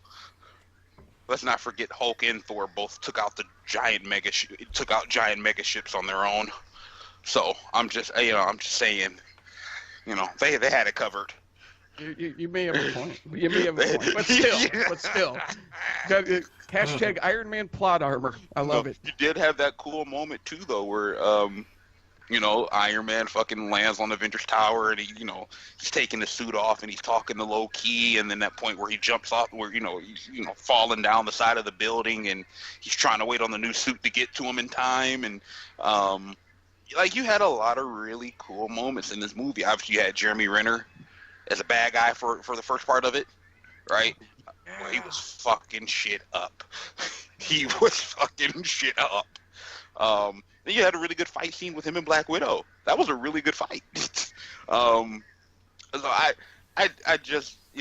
think that movie in itself was, I don't think it gets better than that as far as Avengers movies. Personally, I can understand why you anybody would have one of the others Avengers movies ahead of it, but I don't think that as time goes on, there will be one that I watch more than that one.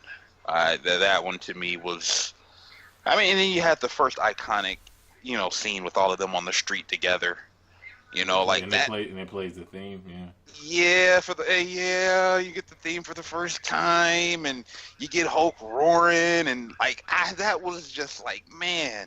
And then that's when we really first got those first really cool double team moves with everybody, which they've gotten a lot better with over the years, whether it be Cap and Thor with some of their double team moves, or even Iron Man and Cap in certain spots where they've had their double team moves. But that to me, man, that movie was pretty much perfect. Okay. Now to number one. Number one, I was fighting with this one, 1 and 2. And honestly, I could probably interchange them because both of these movies are great. Number one, Captain America: Winter Soldier. It's probably the movie I've seen the most. And this is the thing. I'm not even that big of a Cap fan, to be honest with you. Of course, read him in the books and stuff like that. I thought he was alright, but this movie has probably some of the best choreography out of any of the movies. The best fight choreography. You literally have GSP in there, man. You don't get much more legit than that. Also, the fight scene I remember the most was when they were on the freeway. It was Cap versus Winter Soldier, and him flipping the knife and all that. Man, that's pretty good. The story they kind of did was pretty much a Hydra. Hydra pretty much infiltrated S.H.I.E.L.D. even from the beginning. And this is pretty much them taking out all the major people from S.H.I.E.L.D. Cap, they tried to take out Nick Fury, who Samuel Jackson did a really good job in this. Black Widow was great. Falcon was great. I thought what they did for Winter Soldier, kind of being pretty much like a robot. He was being controlled, and everything he was doing was pretty much at Hydra's whim.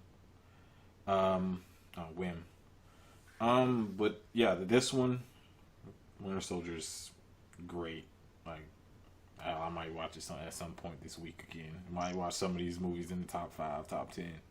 just from us talking about it. But yeah, Winter Soldier is my number one. Can easily be interchanged out for Infinity War. But I think because I've seen it so many times, it's like you get that same kind of that similar feeling to when you watch it that first couple of times or whatever. It's like, damn, movie doesn't get worse. You have some movies that get worse after over time, and then watching it multiple times, you kind of nitpick stuff. Really, nothing to nitpick for me with Winter Soldier. Okay, my number one. This one also doubles as one of my top 5 favorite movies of all time outside of, just comic, Marvel, superhero, DC, whatever. Avengers Endgame. Or as I like to call it, Iron Man 4 featuring Black Widow and Hawkeye. This is basically what it turned into for me. Can't say featuring Black Widow. She ain't make it. She didn't. Well, I mean, she didn't. I really like her story, though. I really liked her story in the movie. Iron Man 4 and Friends. And Friends, pretty much. Yeah, pretty much. So, I mean, I can understand why fans of Thor, fans of Black Widow, fans of Black Widow got to be just irritated at this point. Especially considering they were just so flippant about it, even in Far From Home, like, oh, and Black Widow died, Yeah, but Thor and Hulk fans, I get it, bro. I totally get it. For Thor chopping off Thanos' head, going for the head, high point of the movie. Him never getting back to being Thor. Yeah, not cool. There, that was a Chris Hemsworth call, according to the reports. Captain Marvel, they kept her out of the way. Wasn't even mad at her saving Tony. I'm like, all right, maybe her stock even went up a little bit. All right, just a little. There's so much to talk about with this one. I don't want to be long-winded. Doctor Strange is another guy. I think he kind of fell into that Black Panther spot where I don't think necessarily they're trying to treat them like secondary characters, but more or less get characters like that out of the way for the original Avengers. That's my interpretation of it, because these guys got bigger and better things on the horizon. So yeah, Black Panther, Doctor Strange, kind of in the same category with that. The Spidey storytelling was all right. It was okay. I thought that his role in the movie was somewhat forgettable. He had his moments as a character at the end there. But Cap, the storytelling with him and Black Widow to me parallel each other, and then Cap got like super writing at the end of the movie. And there's been great debate over that. But in the moment in the theater, people were going nuts when he got the hammer. So, but for me, the big things about this movie that resonated with me the most, I loved the storytelling with Black Widow. I really did. It resonated with me. She was broken. She sacrifices herself for Hawkeye. Hawkeye had lost his family. This dude is on a fucking mission, right? I thought those two characters had the best storytelling in the entire history of the MCU. Some people feel it's too little too late, but I like the storytelling with them. I thought even though they were powered down, Thor and Hulk still had big moments. Of course, Thor cutting off Thanos' head. Hulk, doing the snapping the gauntlet, right? To reverse what Thanos did. So, kind of cool for those characters to, at the very least, have those moments. But, of course, Iron Man. Storytelling with Iron Man. He's out there in outer space, not looking good. Closes his eyes, and all of a sudden, there's Captain Marvel. You guys are all probably laughing at that scene when you went to see it in the theaters, knowing that I wasn't going to be crazy about that. But then the storytelling from there with him not wanting to do it, and then, he had a family, and then, he realizes, yeah, he's got to do it. He wants to try to do what he can to bring Peter Parker back. Then you get the usual iconic Iron Man scene with the tech where he creates the time machine. And then we get the time travel, a lot of fan service in that. Man, there's a lot of fan service in Act 2, which I have no problem with. I think fan service is a good thing when you're a big fan of these movies. the big, humongous battle at the end. I thought the team-up scene with the ladies was cool. I had no problem with that. I think some people outkicked the coverage on having a problem with that. I thought it was a cool moment. Then guess what? Nobody could take Thanos out. Thor got his ass kicked by Thanos. MG's going to hate me for saying that. Cap couldn't get it done. Even Captain Marvel. This dude took the Power Stone and blah! And then for Iron Man, when that moment when the gauntlet goes up, the dude's forearm onto his hand, and it was a callback to a scene that MG referenced when he was talking about Iron Man 1.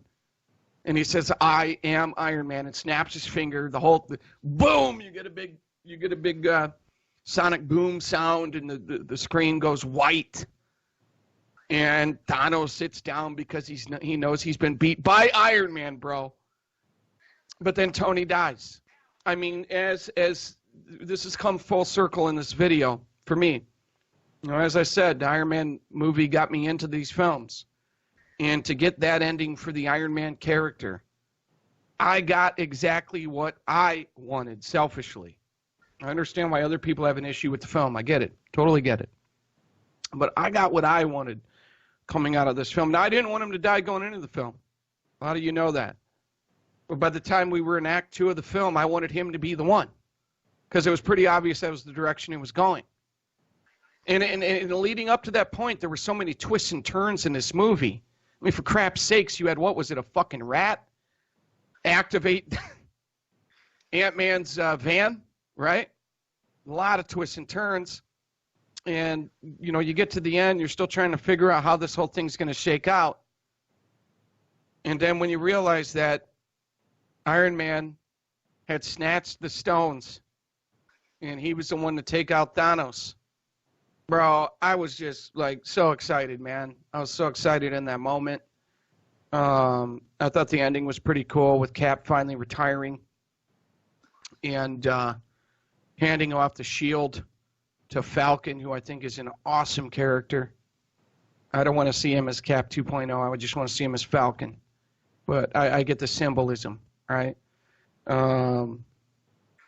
It was just, it was so amazing, bro. And then to get to the end credit scenes and you don't get the usual teasers, and they just rolled the credits, which they were really cool credits. I was just sitting there as someone who's invested a lot of time and money watching these movies, just so happy. And, as someone who went into the movie not wanting to see the Iron Man character written off, to have the Iron Man character written off, and to come away and say I have it as a top 5 film of all time. I think it says a lot about how much I like this movie. To go from not wanting it to happen to being excited about the way it happened. Man, this is a movie that they hit a home run with me personally. So, Avengers Endgame at number 1. All right. And for me, I'm in agreement with Calvin on number 1. Captain America Winter Soldier. This movie is, I said it at the time and I still feel this way about it. It is the best written MCU movie. Hands down, the best written. I think this was kind of a change. Well, it was a change of the guard with the MCU. This was the first movie that the Russos did. And the tone of the movie was completely different than the previous MCU movies. I think the writing overall for the MCU took a turn after Winter Soldier. This is probably the best this is the most dangerous that Winter Soldier's looked for sure. So I really enjoyed the fights in this movie, the story of Hydra infiltrating the government and Hydra, the fights, man. That first fight with Cap and Winter Soldier, everybody remembers the knife flip during the fight. That was super badass, and I think it was cool to see Winter Soldier on the screen. I don't think a lot of people ever planned on seeing Winter Soldier on the screen, and when he shows up with the, vibranium arm and with the mask on, with the fucking assault rifle, it's like, oh shit, this dude means business. And then you see him fight, and it's like, oh shit, this dude can kick ass too. I thought the story of, Cap, finding out that, that first fight, he didn't know that was him until the end of the fight. So him finding that out, kind of him and Black Widow kind of being pretty much off on their own, trying to figure out and uncover what's really going on with Hydra. Nick Fury was great in the movie. I feel like the ending of the movie was really good. I feel like this is the masterpiece of the MCU. I don't see any flaws with the movie personally.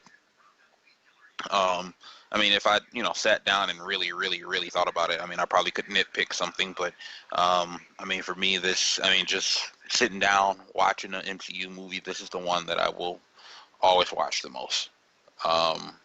This to me is the creme de la creme. Yeah. And let us know your worst to best. Obviously it takes a little time to make the list. Once you get the 10, you're like, damn, that's some shit that like you start changing them around, and definitely get into the top 5. So let me know your list down at the bottom. It's pretty much the Infinity Saga. You pretty much call it that from all 23 movies up to this point. It's gonna be a while before Phase 4 starts, and that's gonna start with Black Widow, I believe spring of next year. So if you haven't already seen, me and MG did a video pretty much talking about everything that happened at San Diego Comic-Con. You can also go to blitzsportsnetwork.com. We also talk about everything that happened at San Diego Comic-Con, different theories. We talk about each movie, who's going to show up even past that, Fantastic Four, Blade, what they're going to do with the X-Men. We cover all of that. So you go on Blitz Sports Network, you can check out all of that. Also, you can go to Bruce's Twitch page. He just started Twitch, I believe last week or whatever. It's Bruce Blitz. The last broadcast was great. So if you're not there, you gotta show up. Good times. Good times. MG against James. That's just pure comedy. Also, I have a Twitch, CRock252. I'm probably gonna change that fucking name. But I'm gonna get more streams out. With games, I'm waiting for some games to drop. You got Gears 5 coming out, Borderlands 3. I don't know if I'm gonna get 2K maybe. You got Doom coming out much later this year. Call of Duty, probably I may try that out. So there's gonna be some games I'm gonna be streaming for once they drop. But let me know what you think down in the comment section. Like this video, hit that thumbs up button. And we're out. Peace.